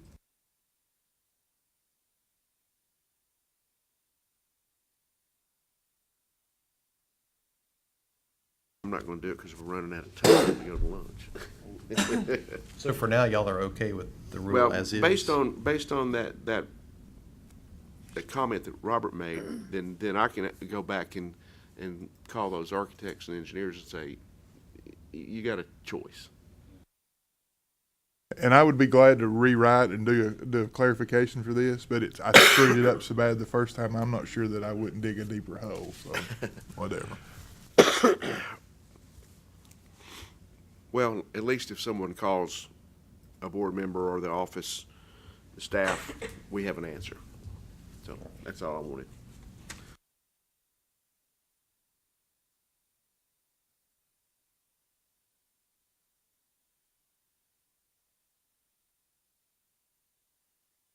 All right, let's move on in the interest of time. Authorization of travel and speakers. I'm not aware of any travel needing authorization, so I think we're okay there. On to the NCRB member board chairs, member board executives conference. Written report on page 170, or imagination you prefer, from the meeting in Indianapolis. A lot was discussed at that meeting. Of course, you have the written reports you can read through. So we're not going to go through it in detail, but there was a lot of discussion about IDP changes, and quite a few boards expressed concern about the speed of those changes, that it needed to be decelerated to give them time to adopt those changes. There was discussion about use of the title intern by the future title task force, and there was questions about the need for having that discussion, it seemed.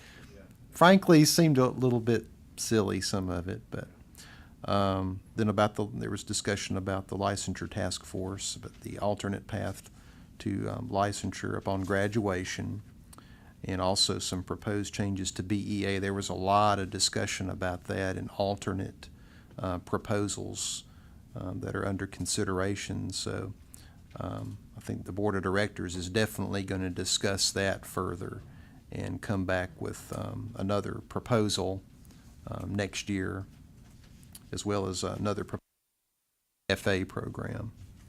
So those will be discussed next year. Frank, did you have anything to add? It's a good report. Yeah. Okay, thank you, John. I believe the last item is the report on the CIDQ annual meeting, and that's on page 56. Is that right? That's on page, where is it? There we go, 56. On the Or laptop. I think Susan already provided a brief report on it. There's more in her details in comments. this, but Yeah. not anything that affects the board. A lot of discussion about proposed bylaws changes, so, yeah. Probably produce some action at future meetings. So there you That is the last item on the agenda. This meeting is adjourned. Motion to adjourn? Second. Now it's adjourned. All right, so Robert is driving the engineers because we have to go to a meeting after the lunch.